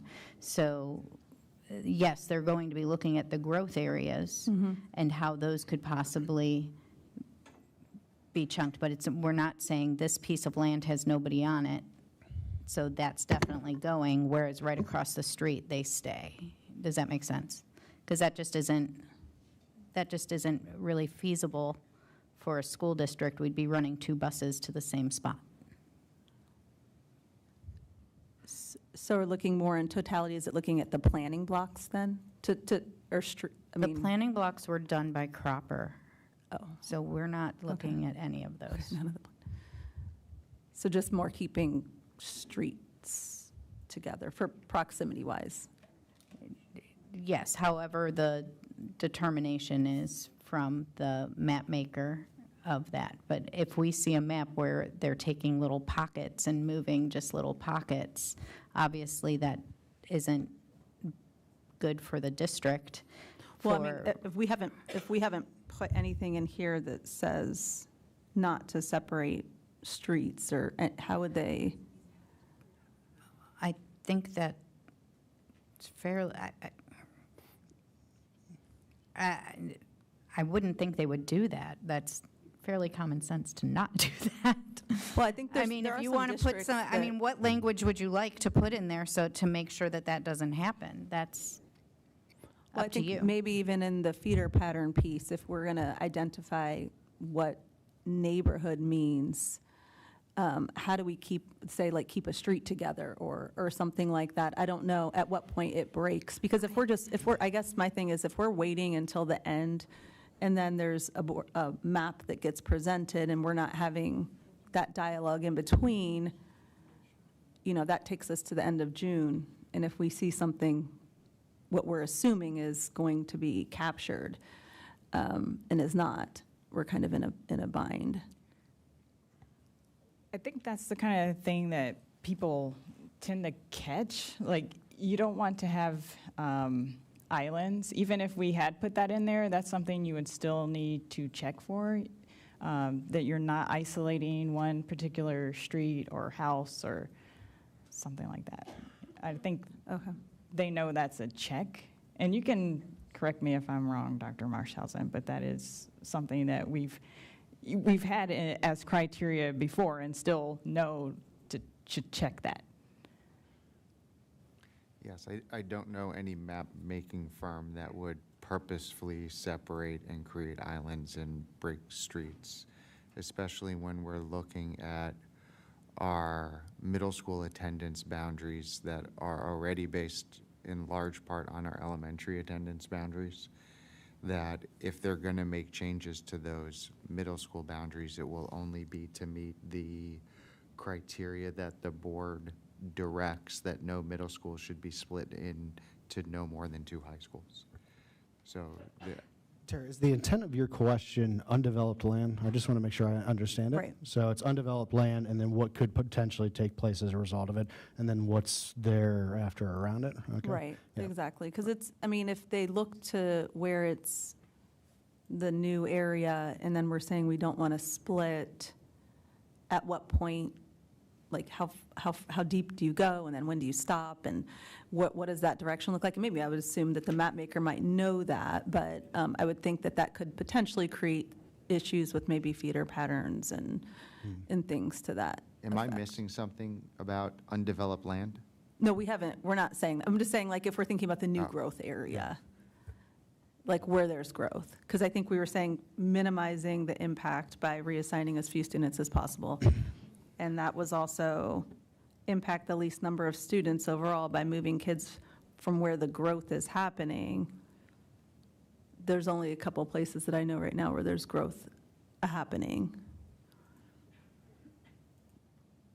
Is that correct? I guess I'm missing the portion on here where it says where the growth is happening.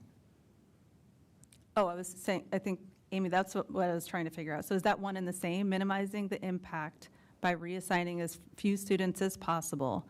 I was just mentioning in the Fallon survey, it did also say, impact the least number of students overall by moving kids from where the growth is happening to where there is capacity. That's what I was saying, is that one and the same? Do you mean you're trying to figure out how many students might be on the land that would be developed? Is that? I just feel like what then does that result into? Like, if we're not giving clear direction on where there's kind of that stopping point, it can grab certain areas and then split, right? We're going to create some split. Do you have suggested language that you would like to see so I could, because I'm not quite sure how that would look.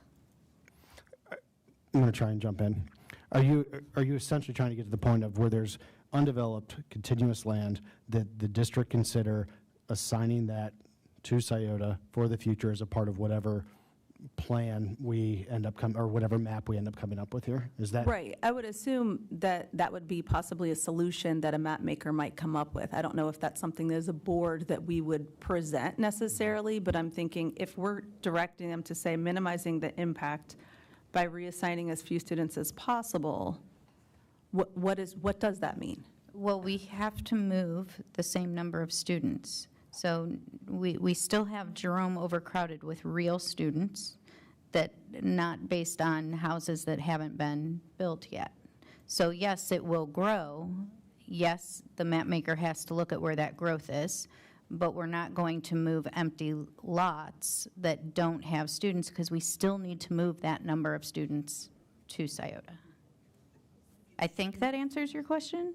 Are you trying to do it on top of whatever movement occurs. Right, I mean, because we're talking about potential future growth, correct? Like, this isn't next year 600, pull 600, right? This is looking at the enrollment projections, and it is capturing in some of that as well. But we know right now that Jerome will be 600 students over capacity. Right, So we have to move that number of students. Yeah, I don't think she's saying not to do that, though, Amy. I think she's saying, in addition to, do we give the map maker the ability to consider that as we do this, especially in light of the 5 to 8 to 10 year discussion that we're having? Is that correct? Okay. Okay, so you want it on top of. Well, because it's in, we're all talking about the potential future growth. Right, so if we take, can you add something to A, taking into account potential growth, wording that you would like, do you have language that you would like to see, or Mr. Valentine, do you have language that you can help with to put in there? I have a question before we do that. So the map maker, the GIS firm, they would know that the undeveloped land is there. Where it would be going, yes. And they have our enrollment projections. So are they not already looking at that? I mean, it helps, maybe we even just say, consider undeveloped land. Like, I don't think there's any harm in saying, take a consideration of undeveloped land, right, in the enrollment projections. Okay, so after taking into account potential growth and undeveloped land, just add that in? Yeah, I think the point that she's getting at is, and I'm in agreement with her, if it makes sense and it gets back to the core of what I think you guys wrote in here, the minimizing the impact by reassigning as few students as possible. Obviously, it's not going to occur in the short term, but in the long term, the 5, 8, 10-year discussion, I think it has relevancy. Then we get into the feeder pattern discussion, which is a whole nother beast, but I think it's something that has to be looked at and or addressed one way or the other, and I think it's fair. It may not be a solution, but I think it's something that should be looked at. I think as long as it's not an absolute that they have to move all undeveloped No, land. yeah, So I don't think there's any. No, I'm fine with adding and undeveloped. So I have now taking into account potential growth in undeveloped land over the next 5 to 10 years and minimizing the impact by reassigning as few students as possible. Yeah, and it doesn't mean that that has to be moved, but it's something that should be looked at as we're turning this over. No. Like the big mantra of this going back to the fall was more data, more transparency, more community involvement. No, so I on just and want so to be forth. clear what I'm putting in. And I think that this is a valid way to look at one. I mean, no stone unturned as we have this discussion. Okay. Mr. Valentine is someone who will have the conversation with the map maker. Are we looking at a tract of land now that's not developed and assigning that tract to Scioto, even if it's not contiguous to other areas that go to Scioto? Or are we saying, take into account future growth and move potentially more students than are there now from contiguous pieces of land? Because what we have done historically is not create islands. And if you're saying undeveloped tracts would be assigned to Scioto, we would be creating what are now undeveloped areas largely in the north and northwest. You would be creating those as attendance islands, which would then potentially have those students going to a middle school where there might be 15 seventh graders who do that. Is that, are we looking at creating those attendance islands in undeveloped areas? I think we're looking at evaluating whether or not it's feasible or not. I don't think that we're mandating it or saying that it needs to necessarily happen, or at least that would be my point of view. I don't want to speak for the other 4 board members. Yeah, and I think also the financial piece, transportation, comes Yeah. into question with that as well. What does that mean for, long term? What does that mean for the finance piece? I mean, that's a whole separate D, right? So that was part of my thing here, is also like a cost analysis based on this suggestion to say, like, does that just completely blow us up, right? Like that consideration. So that's not something that necessarily, we would land on, but it is something that could be looked at as a viable option to the growth is coming over and over. Otherwise, if we're not thinking about that for the future, you're going to be touching the same people. I mean, we'll be here talking about the same thing and carving out the same middle, possibly wherever, to create this contiguous. Like, you're going to keep grabbing, in my mind, how you would think about if you have just naturally coming from certain quadrants of growth. So if you're thinking about a long-term solution, I do think it is on the map maker. I don't think that we have to solution it, but can we put it out there as a suggestion for them to look at? Does that make sense?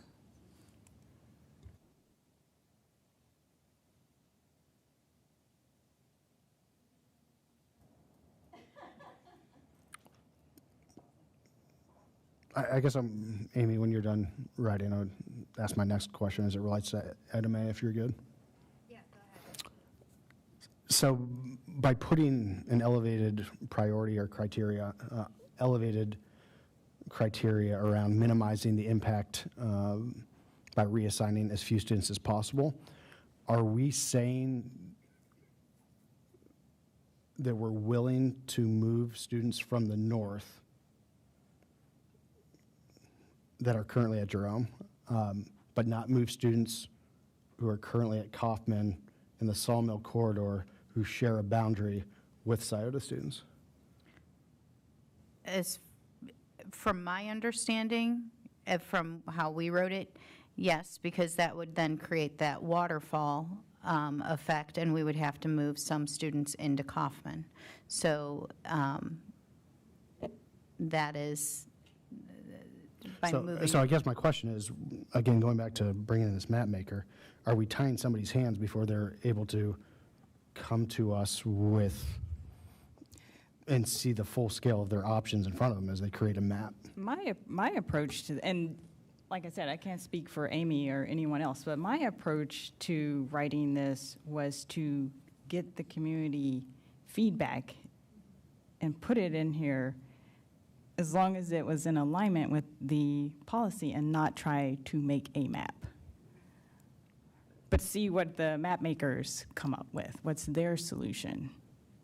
And that makes sense, but then it goes back to my original question is, are we putting a priority on minimizing the impact by reassigning as few students as possible? Because if that's the priority of this board. That is the priority that the community wanted.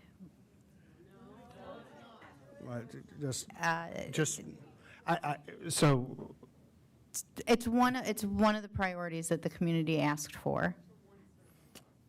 So that's why it's in there. Okay. But So I'm going to say this and just call it for what it is. We talked about socioeconomics, and it's been brought up this evening multiple occasions going back to the fall. It's nowhere in this resolution, right? Correct. Correct. All right. So there's very few areas that we're pulling from Jerome that are low socioeconomic, correct? The point I'm getting at is this our way of addressing socioeconomics? I did not take socioeconomics into account. Can you understand where I'm coming from as I say I understand where you're coming from, but that was not. It was a very much discussed topic back in the fall. I understand where you're coming from, February. but that is not. Yeah, and in February, we had Planning Next run the retreat, ask us about possible criteria. They had us put the green dots on the ones that we thought should move forward, and socioeconomics, I believe, did not have a high enough number of dots on there to move forward to be tested. So what is in this resolution are the criteria that came out of the Fallon Next focus group, the Planning Next, and the Fallon survey, and the third survey. So again, if we're putting that specific line from A, minimizing the impact by reassigning as few students as possible, I question then the ability for us to, as we drop down into the financial side,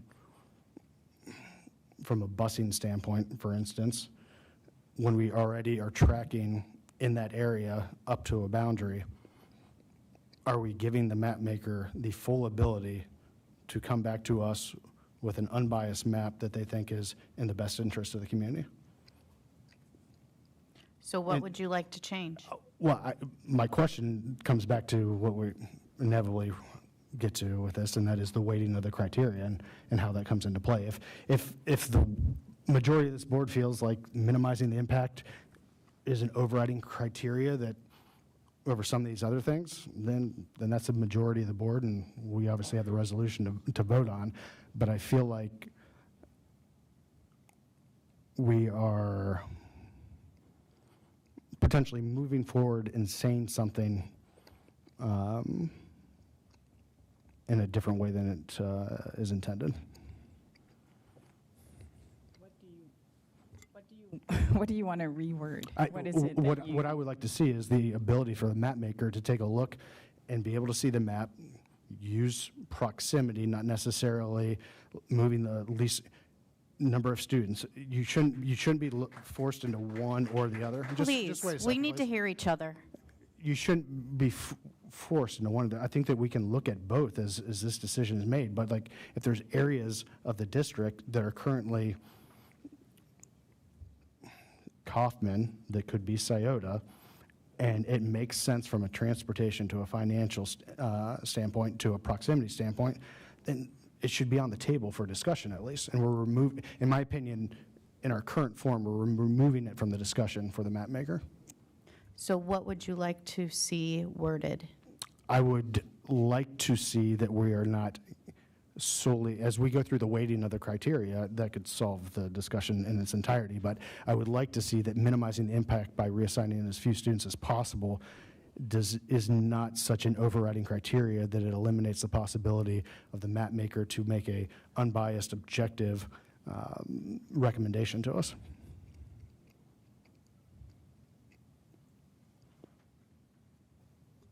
So what language do you want to add? Yeah, can you workshop some language for a minute? I mean, I don't know if that gets solved by the weighted discussion as we go back through this at the end, or if you're asking me now, I simply don't think that I think we need to provide clarity around whether or not it's an overriding priority. And if it's, again, I just don't think it's the overriding priority in this discussion. I think that it eliminates other criteria, including some of, and comes into conflict, including some of what is within 5120 if we go that route.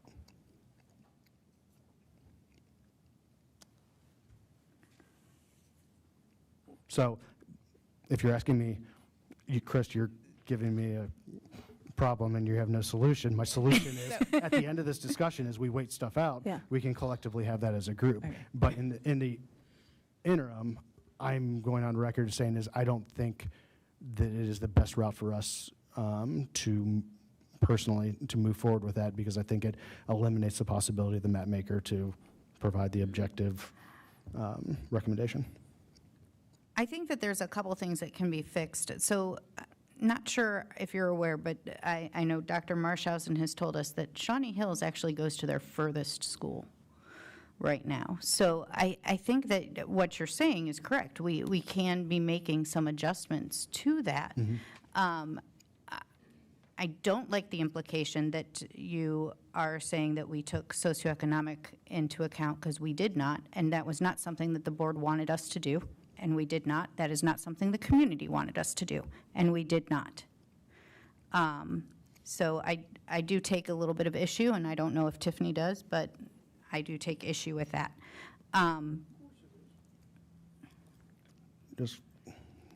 So I do think that we can reword it, but I just need to know how you want it to be reworded. I think right now it does mirror what was in the Fallon survey. Yeah. So that's what it says. But I think to your point, Chris, I think that we need to talk about it's the weightage that's going to be the piece. I don't know, it does say in here, which I was curious, it says this factor should be the priority factor. And I wasn't sure if that meant student enrollment and building capacity with everything that was listed in there, or it was just taking balancing the enrollment as the priority. But I think that's where we need to probably just be clear on truly, as a board, what do we think the priority is? Because it just says this factor should be, I think that's the goal. Maybe that the goal is to balance, right, the enrollment. That is the goal of what we're doing. That's the reason why we're doing this. Right. So that's kind of like an overarching, not necessarily the criteria weightage piece, but that is something that we're trying to do within this exercise. And now it's what do we want to use to do that, right? What is the most important pieces? So I think the weightage, maybe we just go through the rest of these and then circle back to what each one of us, maybe what we believe is the most important factor to be considered, if that makes sense. Because I actually think the wording in here, it does mirror what's in the Fallon survey. I mean, that's what it said in there as one of the questions, I think. But the top one was not. That proximity was a huge piece to that. So I think, but that's lower in here. So if we can get to maybe just like talk about some of these, and then we can maybe circle back just on where we think Before we leave A, I just want to see if this is where we landed. So I'm going to start with, the goal should be balanced enrollment with respect to student count among the 3 high schools, taking into account potential growth in undeveloped land over the next 5 to 10 years and minimizing the impact by reassigning as few students as possible, including any middle school students that may need to be redistricted. Yeah. Then B.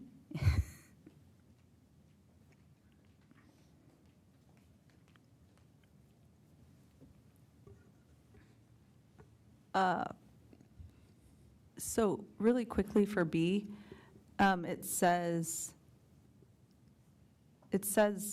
after, it kind of mentions what's happening after the redistricting decision, as far as coordinating with the appropriate local governmental entities. Can you just, Dr. Marchand, can you speak to that? Have we already spoken to some of the local governmental entities about any of the, I mean, just because we've heard a lot of feedback regarding, I mean, it's not new, right? Riverside's always been there. We know people don't like it.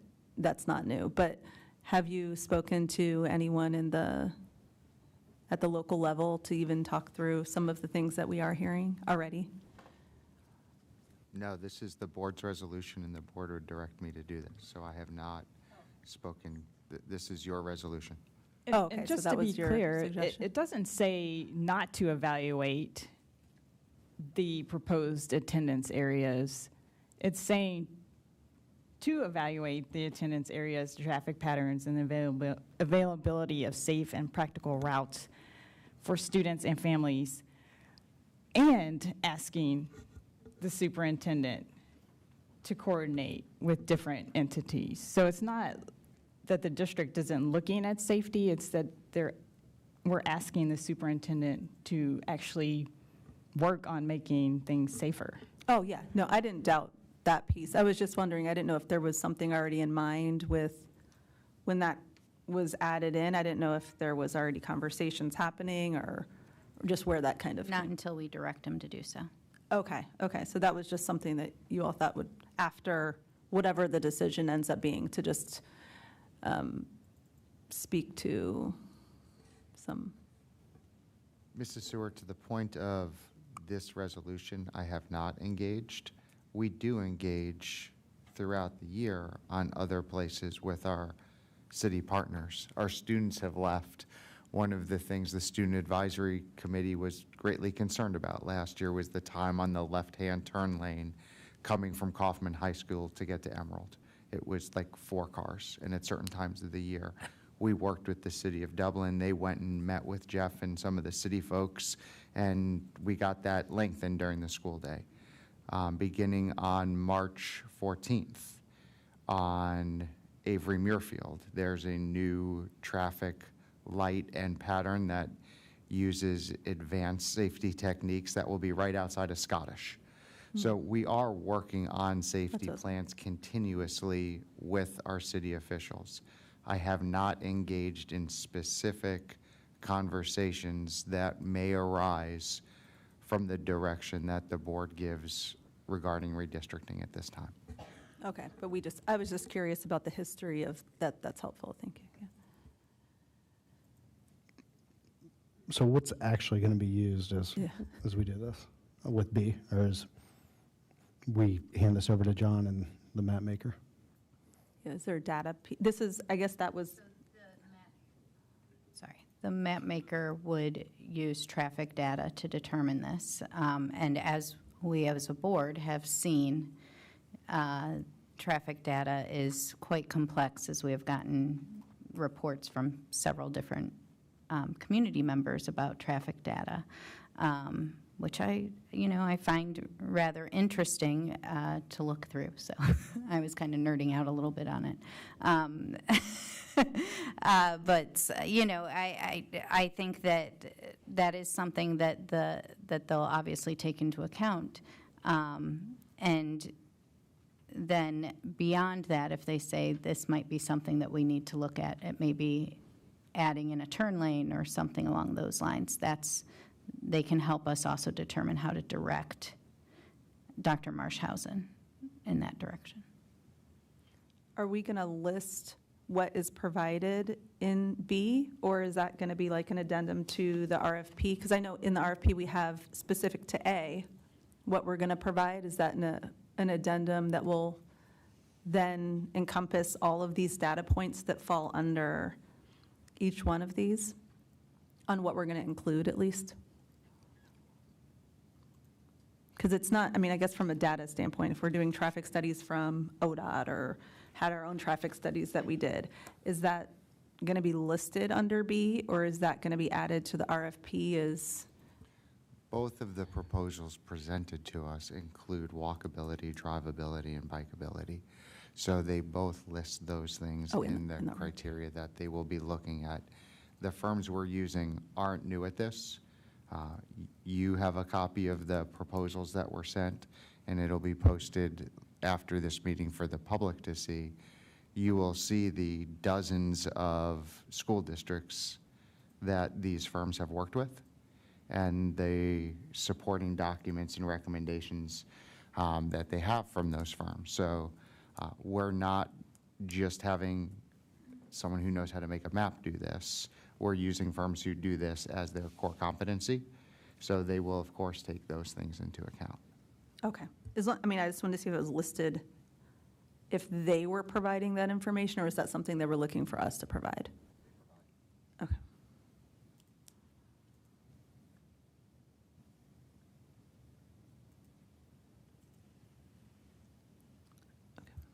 That's all I had on B.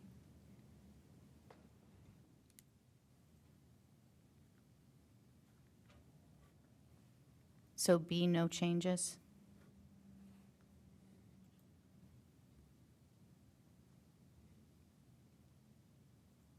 C?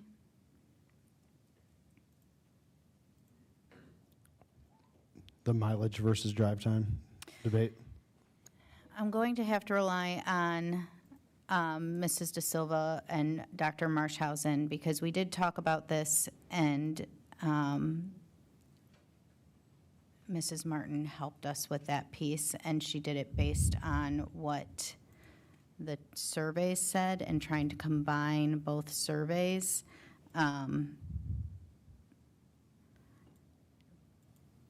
I think we could take, we did talk about, should we leave that in, should we take it out? So it's up to the board if you want to take mileage out and leave in time, or we basically said, because there's a lot of areas that the time could be very similar, at that point, then also mileage should be looked at. Does that make sense? Like, there's lots of areas. Yes, it does. It kind of brings me back to one of the Like previous a discussion 1 minute, a 1 minute difference might not, but if it's 1 minute and it's 5 miles, then so it kind of taking both into account.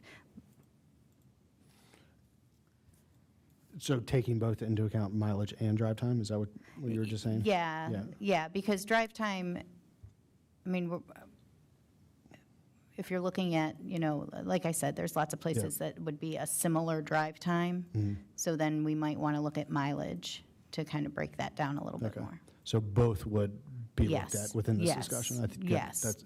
I wasn't, It wasn't an either or, it was, if there's a tie, use something to break it. Does that make yeah, sense? I'm with you.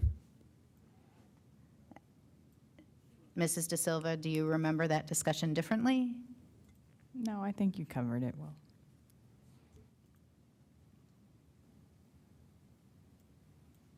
What is, in the non-transport zone, what is that based on? That's based on just mileage, just the No. radius? No. Radius. So a non-transport zone, not only is it within a certain radius, but also then we determine whether or not it's safe for them to walk or ride their bike. So for example, no students, no matter how close they live, walk to cells. We bus every single cell student because it is not, we have determined it's not safe for them to do so. So a non-transport zone is a combination of, yes, that radius, and then also looking at safety. Mr. Stark, did I say anything incorrect there? Still awake? And this is what I had a question about. The current non-transport zones, those are different that we've defined for Dublin versus what the state mandate is. We do above and beyond. We do above and beyond. Above, okay. So maybe being specific about that, so that the state mandate, ours is, so it's more Dublin non-transport zones. They will correct? have our current non-transport zone maps, Okay. and they will use those. And we're keeping those kind of as is? Do we expect those to change at all? No, based we on- said we weren't going to move non-transport students. I mean, to broaden it all, if. Are if you need be. suggesting we take away busing No, from I mean, certain students? to make that area larger based on, the biking and the walkability. That would mean we're taking away busing. Oh, yes, to take away, yes. So you would like to increase that? I'm just asking, would we ever broaden that based on the bike or walkability? There's always a possibility. I was just curious, in certain areas. I think because we were hearing, some of those are different. I didn't know if that was something that was on the table at all. I don't think we would take transportation away from a whole neighborhood that may or may not want their kid to bike or walk. Maybe once we get into a finance conversation, see how many in certain neighborhoods. I mean, Maybe I that's get separate. that. Maybe yeah, that's separate. Yes, There might is be that, some. Is that low-hanging fruit when we decide if we need to, if we don't pass a levy and so we end busing for high school? Not that broad, but just maybe certain areas that don't use it. I don't think that that's something that we want to put into this resolution when we don't really, I mean, we're sticking with our non-transport zone. So unless you want to do something else to take away, that's not something in the resolution. You'd have to change our board policy for busing. Does that make sense? No, I just didn't know if we were going to look at the transportation, as we were looking at those non-transports and thinking about shifting, some of those shifts. I didn't know if that was on the table, that's all. But if we're still going to just keep to that, it's current Dublin non-transport zones.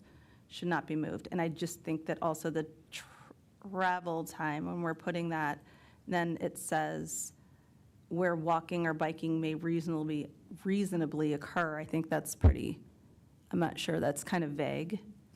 It is vague, but I don't know how else to get it to something more specific, because again, when we look at this, is that 3 miles out? And what does that hamper then the map maker from doing? Is it 2 miles? Is it 1.5 miles? And some parents won't.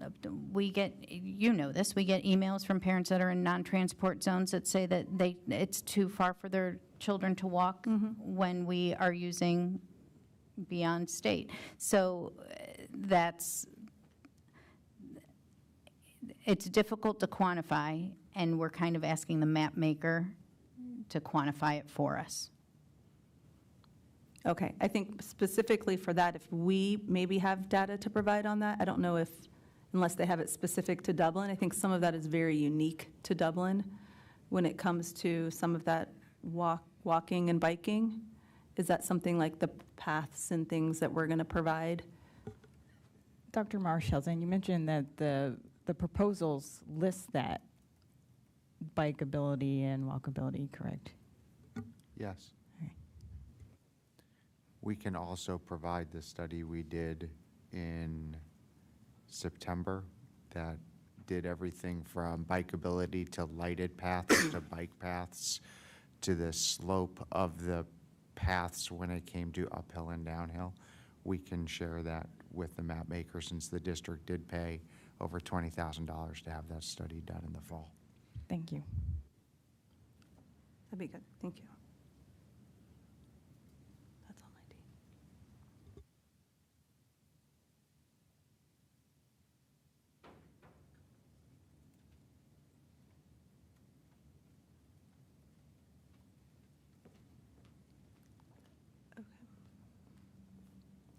So is there any changes to C other than we're going to provide more data to the map maker? So travel time is looked at first, and then also actual mileage? Yes. Travel time first? Yes. And if there's any clarification needed on that, that's where Dr. Marshallson comes in and makes those clarifications to the map maker. Travel.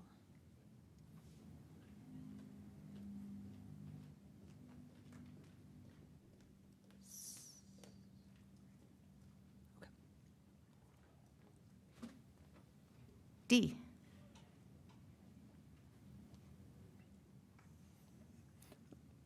I assume this is pretty straightforward, and that our team is going to work with them to get them any financials they need as they do models and run things out. Is that fair to say? Yeah, our thought with D was basically just stating where the inefficiency is, and then everything else should fall under being efficient. So if we see something that they give us and it's completely inefficient, then obviously. But we wanted to let them know we see the inefficiency that we're providing them, Yeah, and not to limit that. Yeah, basically calling out the fact that we're not moving all the students all at once. We know it's inefficient to do it that way, but for them to just disregard it in that area, but consider efficiency elsewhere. Gotcha.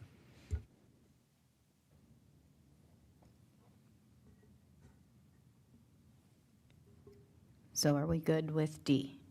Can I ask a clarifying statement? Absolutely. The board directs the superintendent to phase in redistricting beginning with only freshmen in 27-28. If a student who is a rising sophomore through senior chooses to attend the school they're assigned to, we would allow them to attend the school that they would be assigned to. This will be critical if we are not allowing siblings to follow, because you could have a rising sophomore in the fall of 27-28 with a 8th grader, and you may choose to have them at the same high school, and if that's a family choice, they may choose to send the sophomore to the school that they're newly assigned to. Yes. So we would want to be able to make that as a option for parents who have rising sophomores through seniors.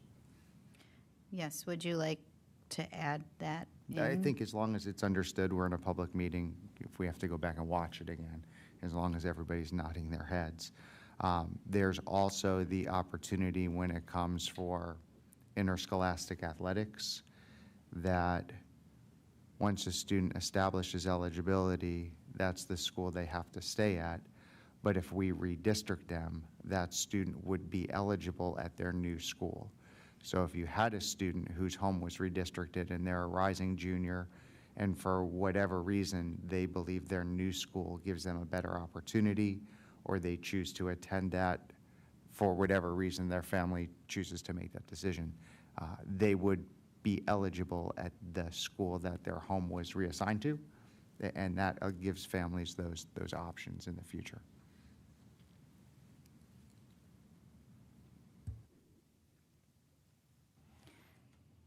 E.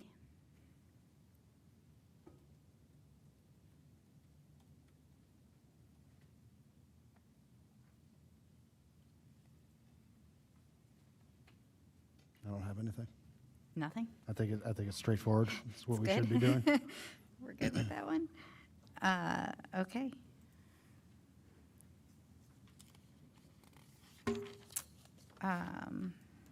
F.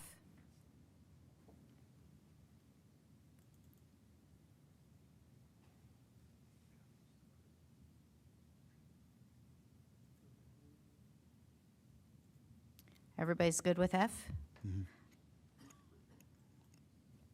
Okay, then I do want to make sure that we look at the ones below it, that the board directs the superintendent that if redistricting middle schools is necessary to minimize split feeder patterns, so a middle school is split no more than two high schools, then the superintendent should consider that at the same time high school redistricting is completed. Okay, I'm tagging in. Go for it.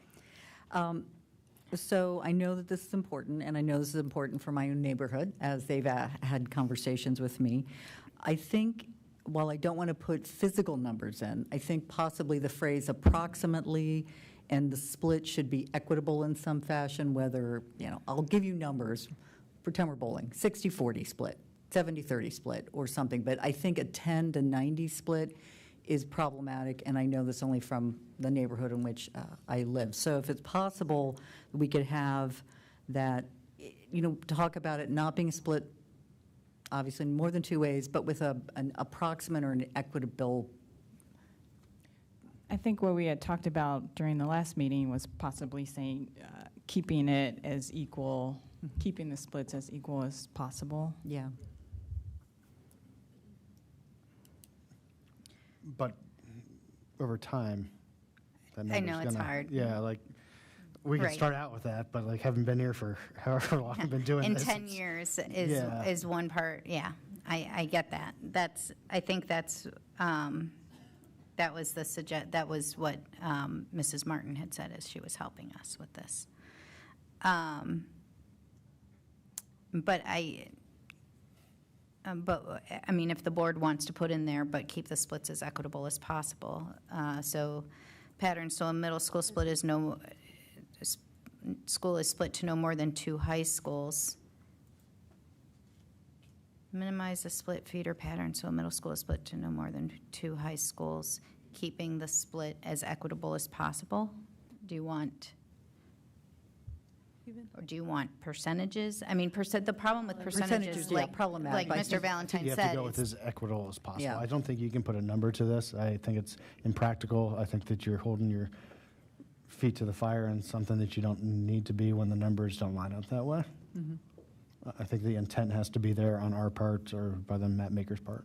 I think if we see something on a map where only 5% is going to one and 95 is going to the other, that would be something that we would probably say, no, not this. We would tell them to try again. So, and I think if we put in there keeping the splits as equitable as possible, will help with that. Okay.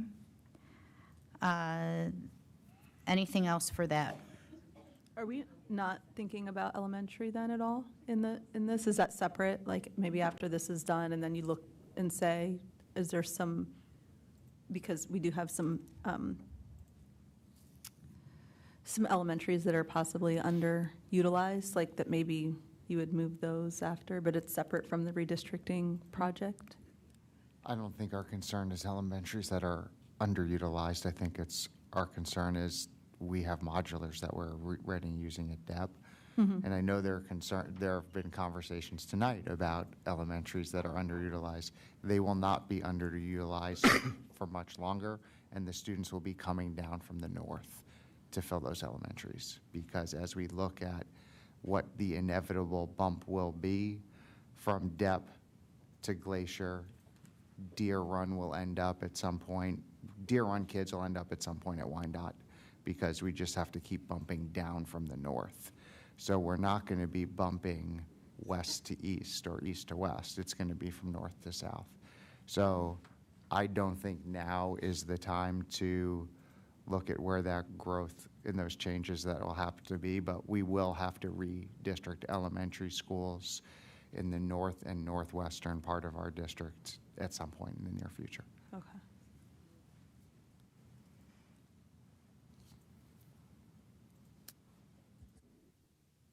The next, be it further resolved, as you look through that, is there anything? Yes.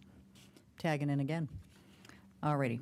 So we are asking Dr. Marchhausen to do a lot, and I want to make sure that he's fully supported, but I also want to make sure that we have data and information. So my question is, what's the method of communication that Dr. Marchhausen will provide to the board and also to our constituency in the district as far as what types of communication, the cadence,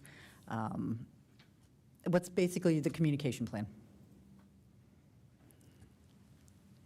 Well, you're stealing one of my slides. I think between now and, there's a timeline slide, isn't there, Cassie? Yeah. I think between now and the 21st, we'll need to get back together to make changes to the resolution. That would include me and Mrs. Messick and Mrs. De Silva and Mr. Kern. I will be making a recommendation on one of the firms for the GIS at the 21st. Both firms have a timeline when they will be doing their work as part of the work that they're doing. When the request for proposal was written, all of the firms who had an opportunity to bid on it knew the accelerated timeline and the work we're asking them to do. I do not believe there will be a lot of communication between May 21st and June 29th. I believe they will be asking for information as needed. If they need information from Mr. Killian and Mr. Stark, if they need information from our academic team, we will be providing them the information that they ask for. And then there will be a time prior to June 29th where we'll get a look at the map that we would present on the 29th. Based on the timeline that they have and the way this resolution is written, if a map is presented back that does not meet the criteria, the 29th date may be missed if that means we have to go back with the map maker because the map's not acceptable. Your accountability of me is Board Policy 5120 says I'm going to present a map and I'm going to do redistricting. I've asked for your help. Once you pass the resolution, it's back on my shoulders based on the resolution you give me. As Mrs. Messick said, if I present something that the 5 of you find is egregious, then you pass a resolution to suspend 5120 and withdraw the map the superintendent made. As a board, you have the opportunity at any point to, through board action with 3 or more votes, undo something that I do as your chief executive officer. But once you give me the resolution, it's on me to then work with the map maker and present the community a map.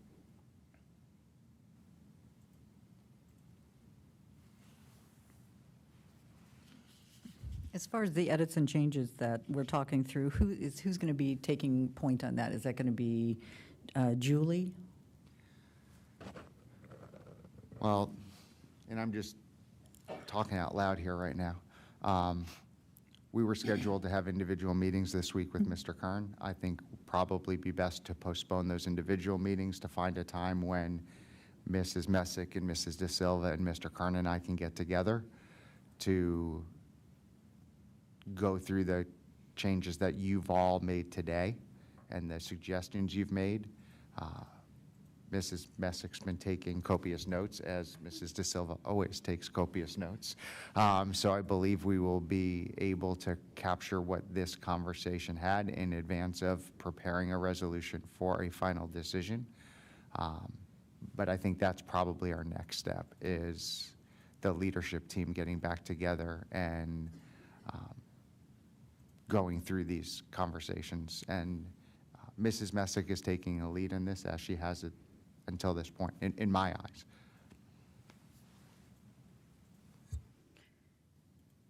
Does that answer your question, or do you want I just want to make sure I knew there'd be a lot of notes, there'd be a lot of talking, and I know you have to gather that. I wasn't sure if, who was responsible for trying to keep all track of that, and then also getting the edits and changes into the next, the draft that we'll review for the second time. So, if we add changes to the next draft, then we are postponing a resolution. No, that's what I'm saying. It's whatever we capture tonight has to be prepared for the second reading. Yes. Yeah.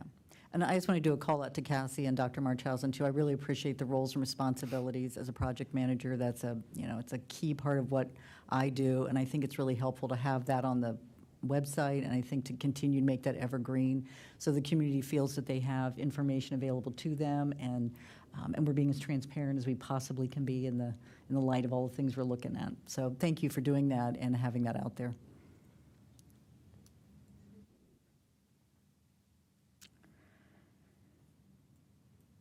Then the final, be it further resolved, is there anything in there? And I do want you to pay attention to the last sentence that says, if the maps do not meet these requirements, then the superintendent should provide further direction to the GIS firm. The superintendent should present the superintendent-approved maps to the board and community. And the reason why it says map and then in parentheses with an S is that is for the middle school, in case any middle school maps need to be redrawn as well, but there will only be one high school map.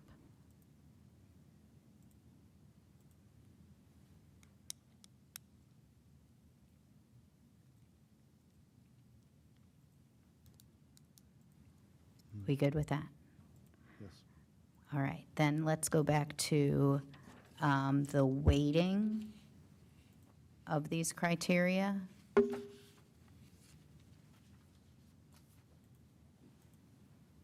I correct? Are we still, is that still?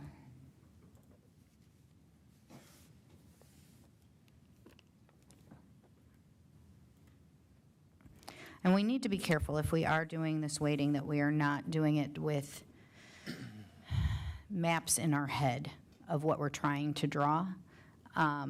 Because we are here to do what's best for the school district as a whole, not just for certain parts of it. So I do want, that is part of the reason why weighting was not something that we originally put in, was because we didn't want to be creating maps in our head and then telling the map maker to basically do it.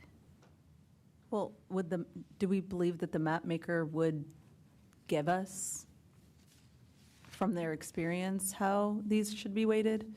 Is that something that they could provide to us if we're giving them our criteria? Is that something that they would, I guess that's more of a question for you, Dr. Marchhausen.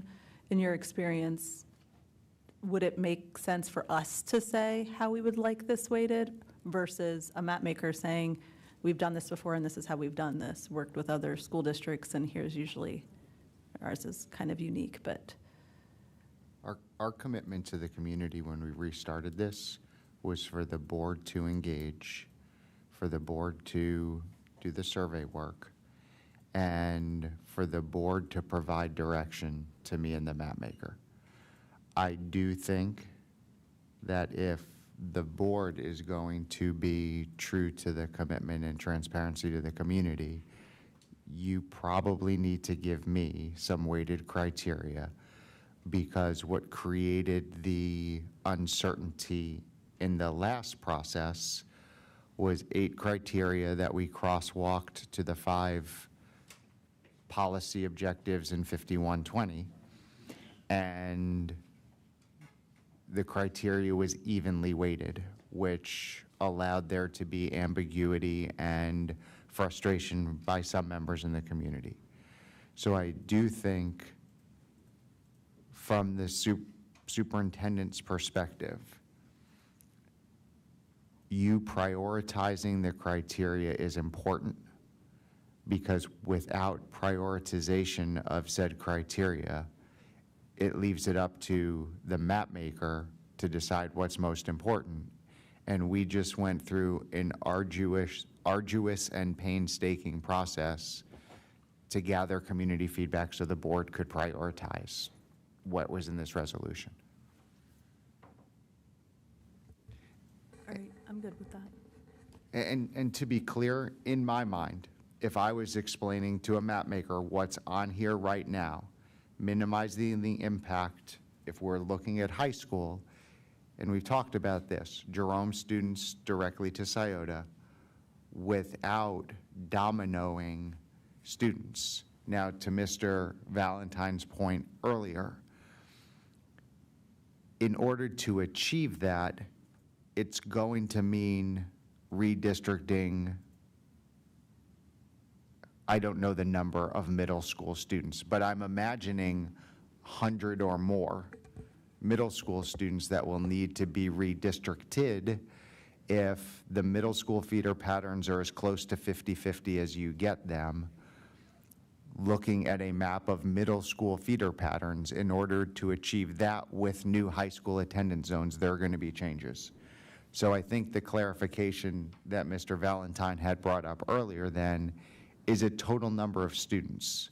And if it's total number of students, you're giving a map maker flexibility then to say, there may be some current Kaufman students who are redistricted because those students who are redistricted don't require middle school redistricting.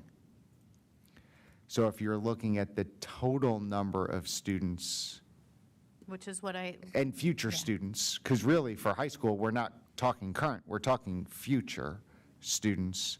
So as a map maker plays out, and we do this every year, we're really looking at the current 4th, 5th, 6th, and 7th graders are the students who, when we talking about eventually getting to where they're going, how many of them are going to have to go to a different middle school? If you're a 4th grader and you might go to X school now, you're going to have to go to Y school as a result of this. So I think what I would like from the board is, are we just talking high school?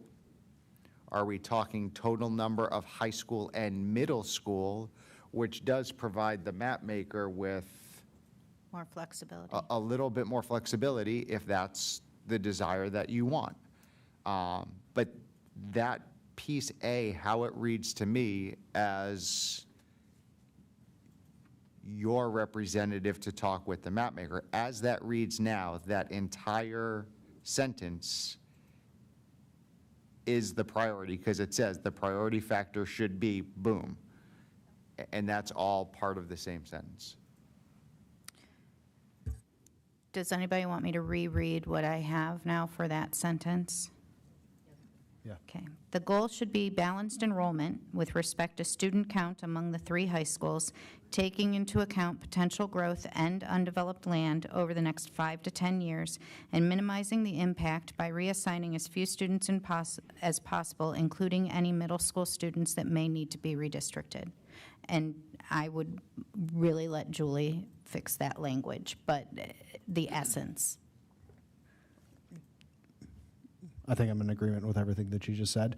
I just want to round back to the point that I made earlier, and it's not about coming into the discussion trying to make a map, but I do think that as long as we're giving the map maker the flexibility to look at the high school map and not be pinned down to just simply only ability to drop from Jerome to Scioto, then I'm good with it. If we aren't giving the map maker and or Dr. Marshausen, as he helps engage in that process, the ability to do that, then I do have an issue.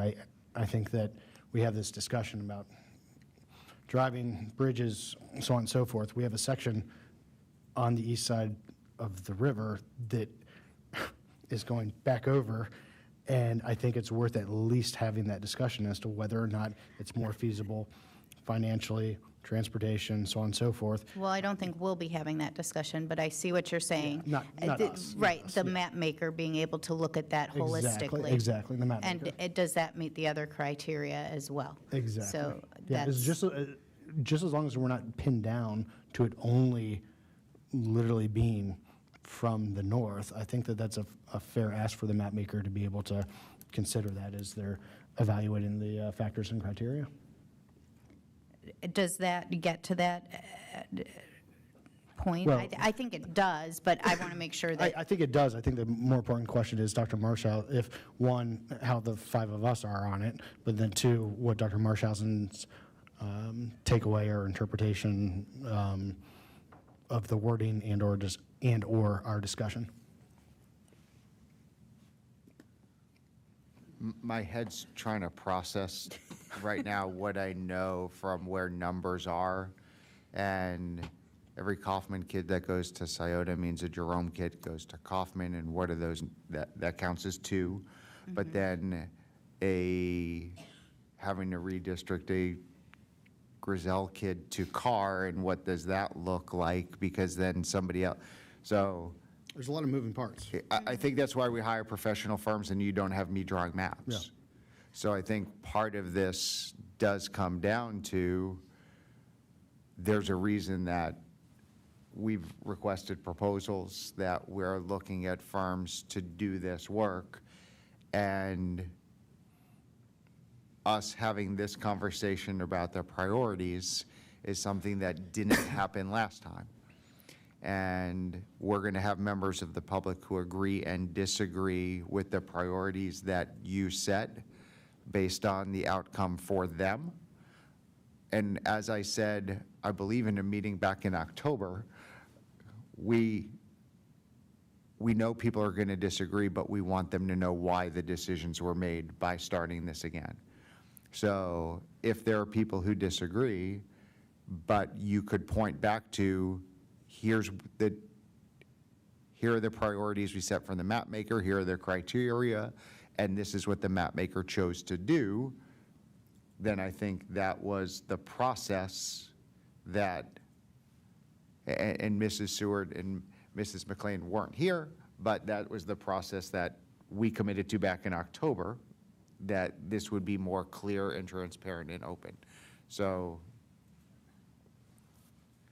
I think we're getting to that point, and this conversation helps. It helps provide me clarity when I'm working with the firm that will ultimately draw the map.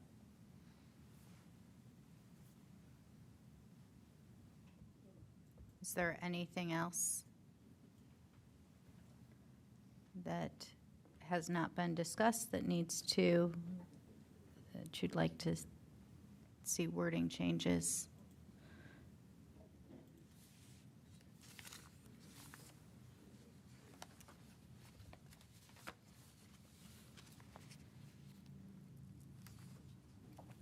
Are we all good? Okay. This was just the first reading, so there's no action on this tonight? Well, are you satisfied with the waiting conversation? I don't know. Trust me, as I was talking, I'm like, yeah. I know that I'm coming up with questions that I don't have answers to. I have zero idea where to start with, and I'm sure I could hit weighted in our inbox, and there's probably about 30 different people in the community who have given us ideas or proposals on how to do that. I don't know the answer to that question, Tiffany, but I guess for me, more importantly, having the clarification around A was probably my most important piece. I think this is such a complex problem that as the five of us navigate and try to create a weighted criteria, I'm sure that we could do that in a number of different ways and fashions. I don't know the answer to that, but the instructions that we gave specifically on item A, that being clarified, I have a better. So then are we also all good that A will be our priority criteria? That is what we will say is our top priority.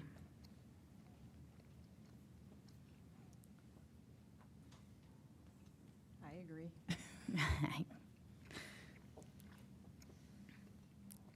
Mr. Valentine? I think when I say priority, I'm like, I think that is the goal, I guess. I don't know if I say priority, but it's. Well, if that's is the goal, of then that the- has to be the it's top priority. Feels like more of like an overarching goal of this process. So I guess, yes, the goal is that, or whatever. The purpose, maybe, behind why we're doing this? Yeah. Agree? Okay, so then Dr. Marshausen, A would be the top priority. Anything else for the good of the order on this?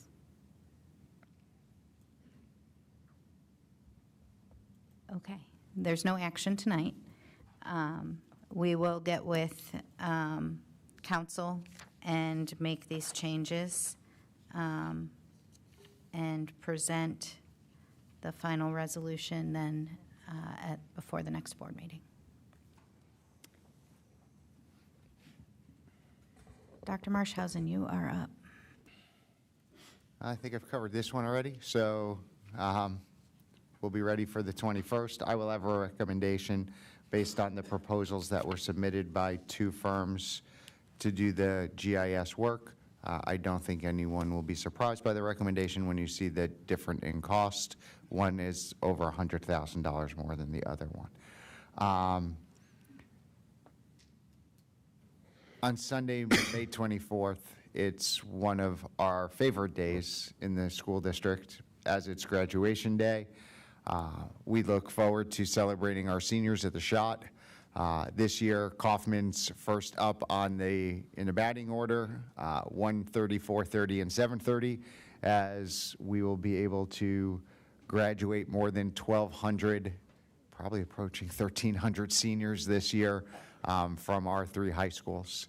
So we are very proud of them and everything that they've done, and it will be an exciting day for us to spend shaking a lot of hands, which I tell folks one of my favorite things to do is I get to stand at the steps, at the bottom of the steps at the Shot, and I get to shake every graduate's hand when they come down. And it's just one of the best days that you could have as a superintendent. Dr. Schwanke joined me last year, and it's just fun for those of you who haven't done it before. I look forward to you having the opportunity to spend Sunday of Memorial Day with us at the Shot. That's all I have.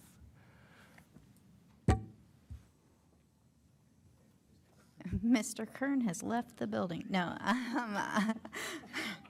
Great timing. Do you mind if I skip to academics and we can come back to Mr. Kern? Absolutely. Thank you. Okay, well, tonight we are presenting to you our Journey 2030 work. And given the late hour, we will try to be concise, but that should not cover up the fact that an enormous amount of time and energy has been put into this. And so although we'll try to keep it to 3 or 4 minutes each, Mrs. Marple, I'm so sorry. It's going to be a biggest challenge of all for her. We're going to try and keep it very short, but truly hear me when I say hours and hours and hours of work have gone into this. That's not to draw attention to me, but to draw attention to the team who's worked so hard on it. So we will be brief tonight. We do have extensive documents. If you have anything else you'd like to know, just let us know, and then we will open up for questions at the end. So As a reminder from when we first presented this to you in March 16th, it was in draft form, and the first thing we said is that we were adjusting and adapting from our original Journey 2030 ideas and goals. So our point was to adjust and adapt, and we knew that focus areas would change. That's where we are with you now. Mr. Kern, we will come back to Treasurer's report in a bit. We're not wasting any time this evening, my friend. Okay, the Journey 2030, just as a reminder, on the left-hand side of what you see on the screen, our guiding principles grounded in our core values, none of that is changing. However, we did change some priorities based on the 4 focus areas. The next slide shows you something that Cassie put together for us. We had gotten together, I don't know, 5, 6, 7 times. We were talking about all of the goals and focus areas, and I believe Cassie sequestered herself into a room and got a whole bunch of colored Post-it notes and came up with this triangle. I appreciate it because you can see the solid line in the middle of the triangle. The top of that shows our long-term direction and our vision for the district. And I actually want to give a shout out to Mrs. Marple, who said to me, can we just re-envision all of this? And all it takes is one person saying that before you get to something really incredible. At the bottom of the triangle, you'll see this is where we're going to be really responsive to current needs. So I'm not going to read to you, but you can see the focus areas, the priorities, and the goal areas are really going to kind of capture our long-term direction. And then principles for practice are actually, that's the work of it. And then building objectives, this is sometimes misunderstood. We are not building them like Legos. This means school building objectives. And that's why Mrs. Althouse is over there. She gets the longevity prize here because she'll soon be sitting here, but she's in the back of the room, and she's going to stand up and show you what our school building objectives are here in just a moment. Now I'm going to turn it over to Mrs. Marple. Remember, Mrs. Marple, we're keeping it short. I should throw this challenge to you. Noted. All right. So I want to start off in talking about instructional framework. You can see here what you saw at the prior board meeting when we shared this information. So I'm going to dig right into our goal areas. Under independence and critical thinking, we know that the goal of K-12 is that students leave and are independent contributors who can think in this complex world. So when we think about that one, next school year, we'll be focused on 2 principles of practice. One is this idea of daily practice, making sure that students have time daily to individually practice with modeling support. This obviously looks different in kindergarten and preschool than it does in a high school, and it also looks different across content areas and students and their needs. So the focus here will be to make sure that when kids leave us to do that practice that we know neuroscience says is necessary, that they've had enough repetitions with support that they can do that independently. And that's a complex thing in a classroom. The second one is responsibility shift. This is where the teacher remains active and engaged in formative assessment and individualized support while they shift responsibility from what the teacher is doing to making sure that the students are doing the work. This is all aligned with instructional models that are proven to be highly effective. So lesson components can be put in different orders based on needs, but you're really thinking about the responsibility shifting over to students at some point based on their readiness to learn. Under the goal area of responsive formative practice, we have 2 principles for practice for next year. One is using data to inform instruction. I want you to think about this as less about giving assessments and more about using evidence of what students are doing to guide your next steps with that student. This is real-time movements and adjustments. It takes a lot of practice as an instructor in a classroom, but through data-based monitoring of your classroom and making those real-time adjustments, we hope to improve student achievement through clear learning targets, effective feedback, and student ownership of their learning. And then finally there you see mapping. This is a term we use in education, basically meaning that teachers should be working in their PLCs, their professional learning teams, thinking about the outcome that they're wanting in the assessment and mapping their units backwards. So really focusing in on some high leverage instructional techniques. And then under personalized learning for this one, you can see 3 principles for practice for the next school year. One is accessibility. This aligns with some of the district goals across many of the areas that you'll hear about today. And this is where we are, we're always working on this, but really kind of thinking about, are there any remaining barriers in learning materials that keep students from having maximum accessibility, and then working to correct those in alignment with new laws. The next one is multiple entry points, making sure that our learners can engage with their learning materials and access information and demonstrate understanding. And then that last one, metacognition, I always think of a simpler word, reflection. We know that when we think about our learning, we learn more. And that's what science says. And so we want our teachers to teach and support executive functioning through the learning process, rather than what's easy to do is think, well, most third graders can do this, or most high schoolers can do this. And so that is a principle of practice that we will focus on. I will pass it on to Mr. Andres.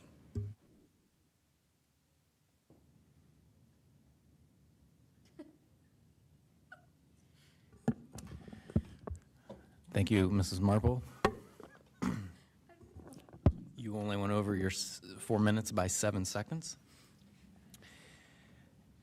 For the student experience, our priority is the personalized connection you can see up there. And for wellness, we have the 3 principles for practice. The first is behavioral coaching. So that helps kids develop self-regulation strategies that they need to be able to manage stress and arrive in the classroom ready to learn. And that links back directly to our behavior task force work. High expectation care is the belief that if we provide rigorous grade level tasks with intentional scaffolding for our kids, we can build their confidence and their self-efficacy. And then finally, the partnering for family digital alignment. We want to utilize our mental health specialists to be able to work with families on what good tech boundaries are at home.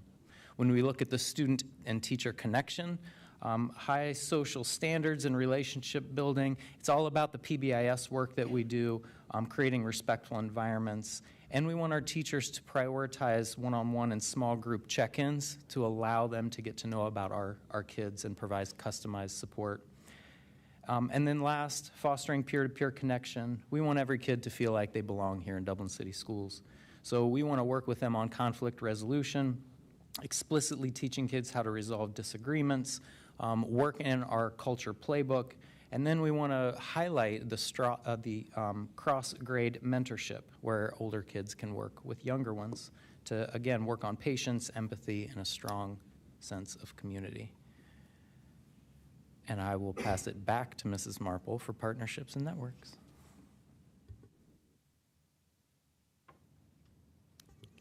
So moving into pathways, looking at the goal areas here, I'll start with post-secondary readiness, which is a principle of practice here is our varied experiences. So this is actually very similar to the goal that already existed in Journey 2030, where we talked about students completing multiple future-focused experiences to get exposure to different pathways. And we've been tracking that. We will continue to track that. We're continuing to up our advisement around those things. In the next one, College Credit Plus Alignment and Planning, you'll see Aligned College Credit Plus Plan. So this next year, we're thinking about students who engage in over 15 hours of College Credit Plus coursework, that they will have some personalized planning sessions with a school counselor. Many already do, but not all. And we think that that will help them get proper alignment and planning in place. And then the last one is disciplinary literacy and emerging technologies. Our principle next year will be to focus on disciplinary literacy, which is the ability to read, write, and think, and communicate like an expert within a field. And so this is thinking like a mathematician, writing like an engineer, and communicating. And of course, artificial technologies related to their pathway area would fall under this as well.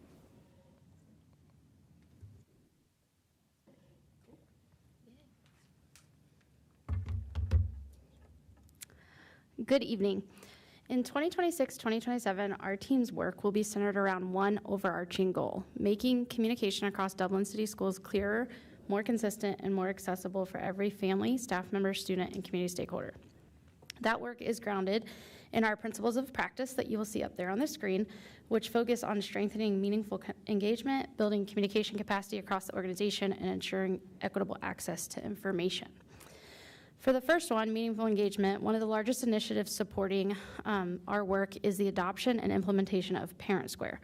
Parent Square will help unify district, school, classroom, and emergency communication into one centralized platform, creating a more consistent experience for families while also helping staff communicate more effectively and efficiently. So in the past, we have been very fragmented in how we've communicated, and Parent Square will be one place that we'll be driving all of our communication through so that families know exactly where to get what they need.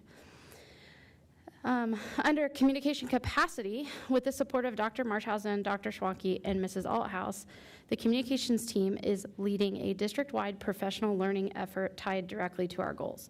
During the 26-27 school year, every staff member will participate in mandatory training that includes 60 minutes focused on digital accessibility and 60 minutes focused on Parent Square and using it to effectively communicate. A major component of the training will be helping staff understand that accessibility is not about compliance. While Dublin City Schools is committed to meeting Title II ADA requirements and Web Content Accessibility Guidelines 2.1 AA accessibility standards, our broader goal is to help shift mindsets and behaviors around how content is created and shared across our district.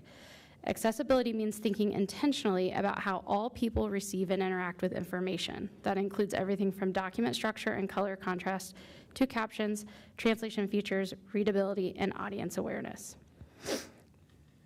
To further support the learning and the equitable access, the communications team will be building a centralized training hub with regularly occurring virtual training opportunities throughout the school year. The team is also working to build communication efficiencies within Parent Square, including pre-developed communication templates that will help our school admin communicate more quickly and consistently with families during a crisis. Like any large-scale rollout of a new system, we anticipate there will be challenges and adjustments along the way. However, through the successful pilot work at Bishop Elementary and the training infrastructure we are building to support staff throughout implementation, we are confident and optimistic about this transition and the long-term impact it will have on Dublin City Schools.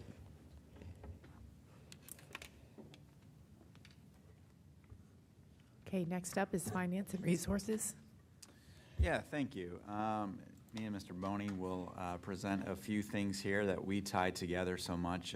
As you know, he'll talk a lot about staffing and stuff and how that ties into our operational needs, and 85% of what we do are people. But fiscal transparency, and I'd like to say we are transparent in what we do. We don't hide anything that's out there, but we like to expand our efforts in how we do, educating the community, our stakeholders that are very important to us, and how resources are used to support students. Our goal areas are school funding, education, proactive reporting, and stewardship mindset.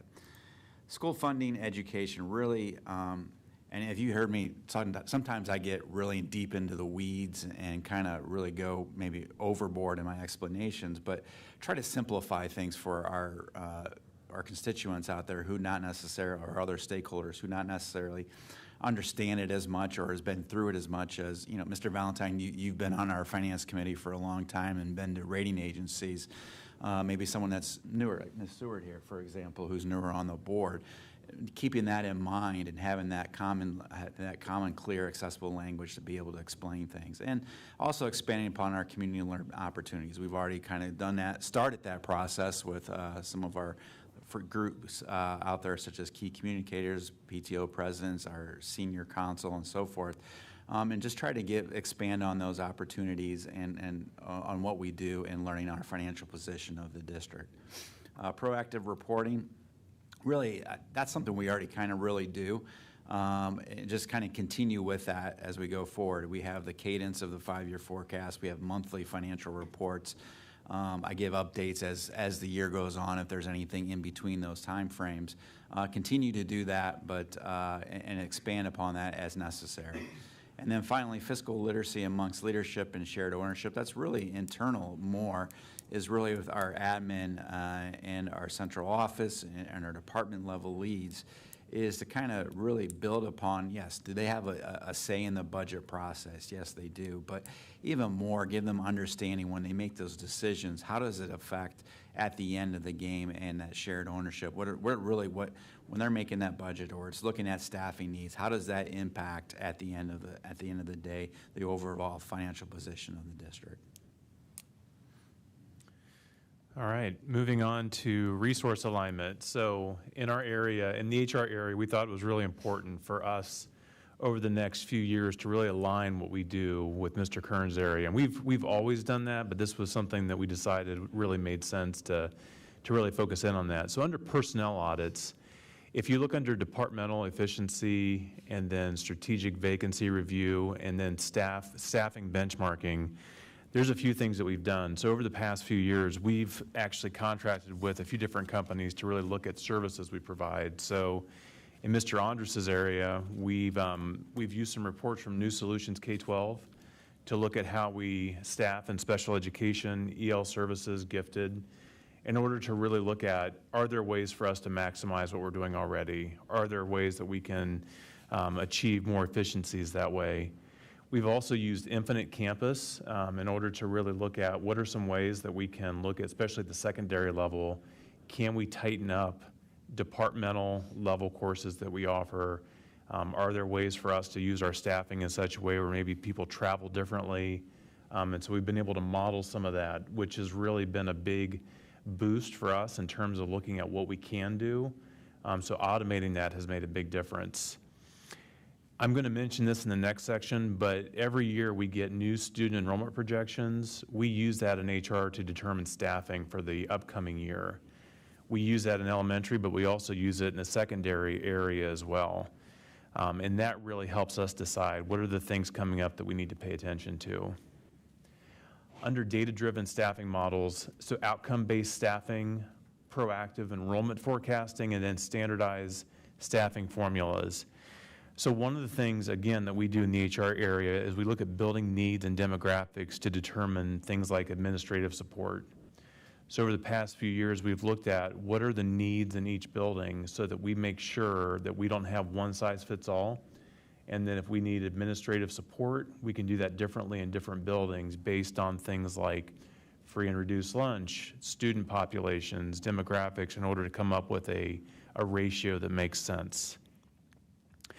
Another thing that I think we've really started to do a better job of is really asking that question of, can we handle something internally or do we need to hire for it? I think we've done that, but I think that our focus now has really been that much more is, can we find a way to do this internally?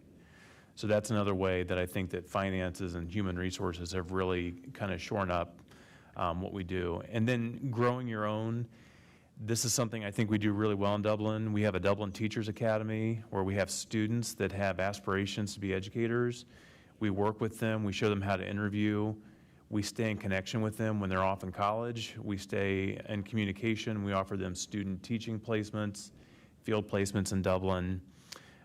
We have a paraprofessional group that is interested in moving into IS positions. That's another way that we can help those individuals that want to move into teaching roles in the future. In Mr. Andres's area, we've talked about how we've had teachers in our district move into social worker positions. That's another example of grow your own. So sometimes people that are in that field might want to work in different areas, and so we've been able to give them those opportunities. We also have a great administrative intern program. So in our board agendas, you'll see people that are moving from administrative interns to assistant principals. Sometimes we have assistant principals moving to principals. And I think one of the things we talk about a lot is that in this field, in education, growing your own is really important for our future success, because quite honestly, there's not as many people moving into some of these roles. And so being able to work with people that are already here and helping them progress in their career is something that we're paying a lot of attention to. Okay, so how did we get here? The folks that just talked all got in rooms, talked about where we wanted to get. went back and got their stakeholders together, shared some ideas, developed them into focus areas, priorities, goal areas, principles, and building objectives. Cassie created magic. Thank you, Mrs. Dietrich, for making this look the way. It did not look like this before Cassie got a hold of it. But none of this matters at all unless it makes a difference with students. None of that. And that happens at the building level with our principals. So Mrs. Althouse, our new Executive Director of Building Leadership, is going to talk about what happens next.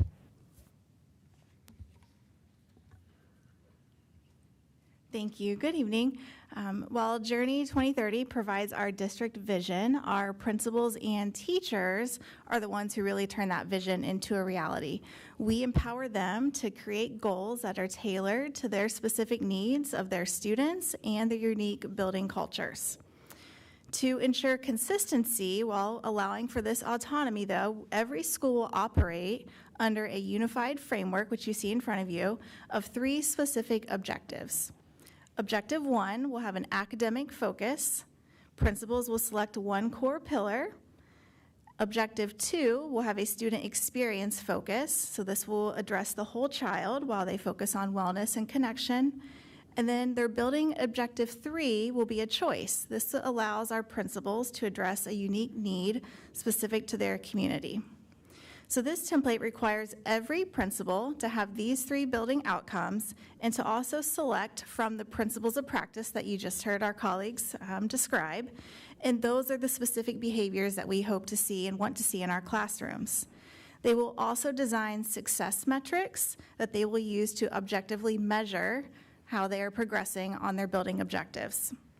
By allowing for some differentiation in these goals, that allows our principals to also differentiate the support that they provide their teachers, to differentiate the professional development they provide to their staff, because we know that, for example, the student experience goal in a high school will look different from a student experience goal in one of our elementary schools. So this gives them that autonomy to differentiate their support. Principals will also identify what support they need from us at central office so that they have the right resources that they need. And we've aligned this process with our OPES evaluations for principals, and our teachers will also select goals aligned to their building objectives so that all of our evaluation systems are aligned and we are focused on growth. So as we head into summer, our principals will start to identify what their building objectives will be. They start by analyzing all of their data, and so we start that in June. Then they will finalize these goals when we return in August, and they do that because they want to include their staff. So they'll put their draft goals in front of their staff, they'll get some feedback, they'll talk to their building leadership teams, and then they'll finalize those goals and have their objectives and their principles of practice for the rest of the year. And I think what's exciting about this process is I think we will be able to give you progress updates on buildings and be able to share as we watch Journey 2030 really come to life next year. Excellent. Thank you so much. Any questions about that from the board? Don't go too far, Samantha, in case they need you.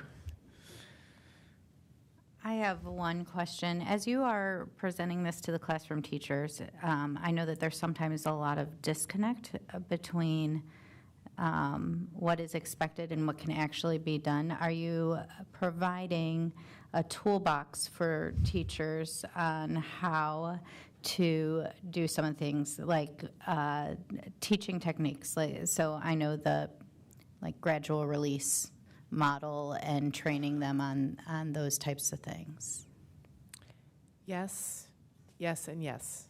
I think there were 3 questions there, or maybe 1. Yes, Lori and the or answer Sam, is all yes, but I do want to also add that the goals in Chris and my area, because they are the ones that turn into those building goals, we got input both from principals. We used our instructional coaching team to provide some input to make sure that we were picking some things that we felt were actionable at the building level too. So that's one thing I want you to keep in mind. But of course, part of our next steps will be as a team to get together and create kind of a PD plan around these things. And through that process, we will provide lots of support and tools for teachers. I would just add, in the past, we have not identified what we've called principles of practice, and I think that's the really important piece of this change for us, is that helps our principals and our teachers to be able to know this is exactly what it needs to look like. So as we really expand on what those are, that will be the plan and support for our teachers. And Mrs. Messick, your question really speaks to why we did a fundamental change here. If you recall, our last, one of our last goals, for example, was early literacy, K-3 literacy.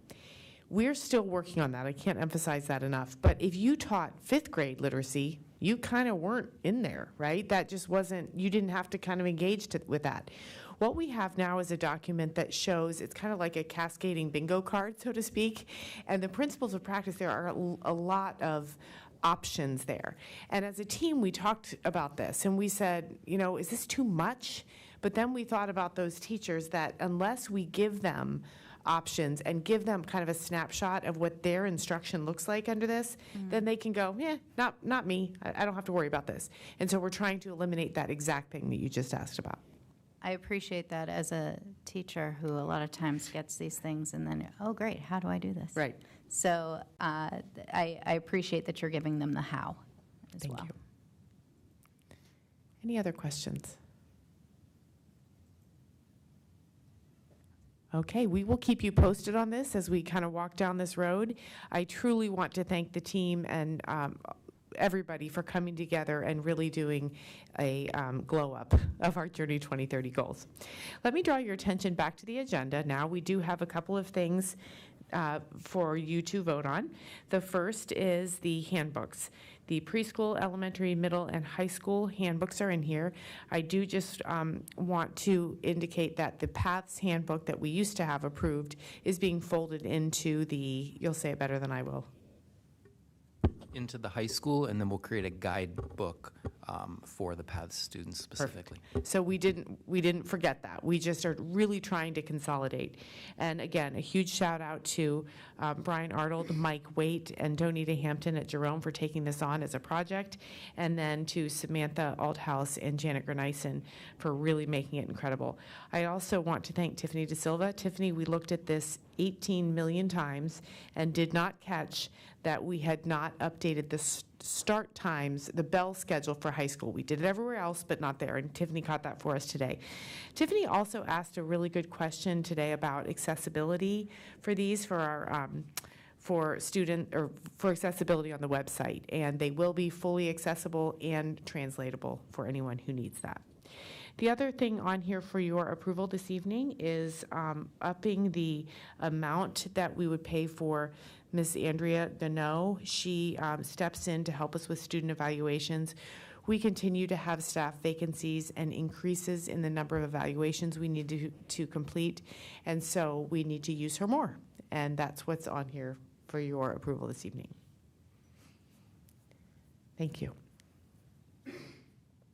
It is recommended by the superintendent that the Board of Education approve items 9A and 9B.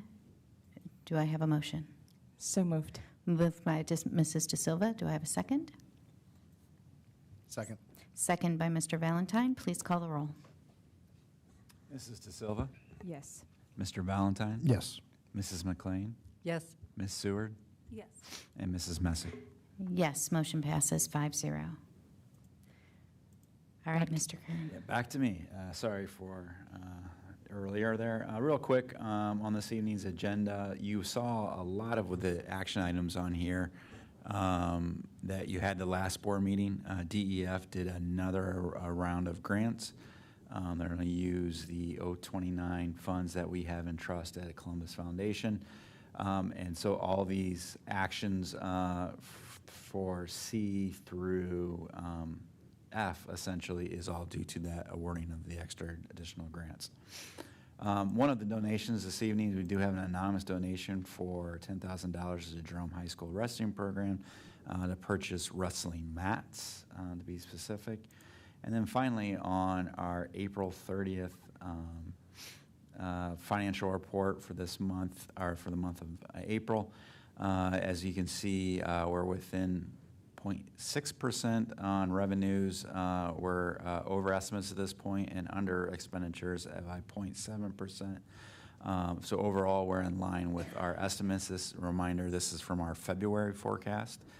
as we can look to finish out the year. We have 2 more months on our fiscal year, and so there again, we'll have a lot on the June 29th. I know we have another big thing happening, but for me, another big thing will be happening is all the approvals to finish out the statutory approvals as appropriations and so forth for the 2026 fiscal year. And then as we go in and start for the July 1 of 2027 fiscal year, that all have to be filed prior to July 1. So that's very important to us as well from statutorial purposes. So that's all I have, unless there's any questions this evening.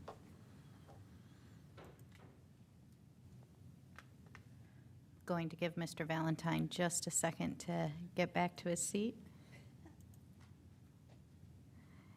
It is recommended by the Treasurer that the Board of Education approve items 7B through 7G. Do I have a motion?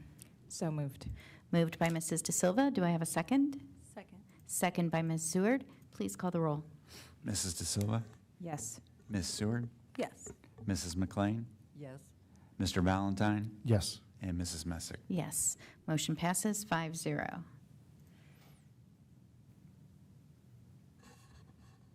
Department of Operations. The only item I have for the board's attention tonight is we're having a resolution to change our middle school and high school, our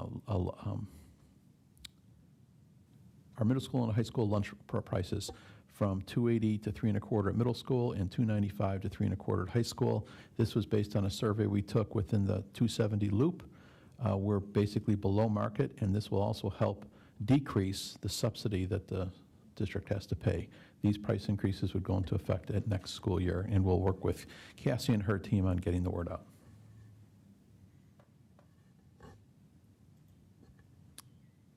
If there's no questions, it is recommended by the superintendent that the Board of Education approve the resolution for food service prices. Do I have a motion? So moved. Moved by Mr. Valentine. Do I have a second? Second. Second by Mrs. De Silva. Please call the roll. Mr. Valentine? Yes. Mrs. De Silva? Yes. Mrs. McLean? Yes. Ms. Seward? Yes. And Mrs. Messick? Yes, motion passes 5-0. Human Resources. All right. Starting tonight on the certified agenda, I have a few administrative actions. The first is a resignation from Jen Hinderer. She's leaving our district for another administrative opportunity. The next is you'll see an action to amend Dr. Schwanke's administrative contract that she's currently under, as well as the one that was approved by the board in March. This change corrects an error and also amends her current contract and future contracts. You'll see 2 administrative hires on this board agenda. Amber Brown is currently an administrative intern in Dublin, and she's being recommended as the next assistant principal at Old Sawmill. Daniel Peters, who currently works as a principal in Southwestern City Schools, is being recommended to join Ms. Marple's team to fill the vacancy left by Jessica Sullivan. You'll see 3 certified resignations on tonight, and then we're recommending 10 new hires who will start next school year. There's 2 substitutes that are on that will work on an as-needed basis, and then 2 leave of absence requests for next school year that require your approval. These are current certified staff members who are going to be part of that administrative intern program that I mentioned earlier next school year. And then we just have a few supplemental actions on tonight's agenda. These are for changes and recommendations in athletics. And then moving on to our classified agenda, you'll see 2 retirements on tonight, and then 4 resignations. One of those retirements is Nikki Hughes, who works for Dr. Schwanke. She will be retiring with 27 years in Dublin City Schools. We wish her all the best. And then Jack Ralph, a bus driver, who is retiring with 10 years in our district. There are 4 new hires on tonight, and then most of the rest of the agenda in the classified section is for special education summer school work. And then finally, the stipends. You'll see 6 stipends on tonight. 3 are 2026 8th grade Washington, D.C. stipends that are being revised. They were previously approved by the board. In each instance, there's a change or addition of a staff member that requires your approval. And then another is a revision to a peers connection stipend due to a change in staff members who are providing that service. The last 2 are for van driver training for staff who transport students in Dublin.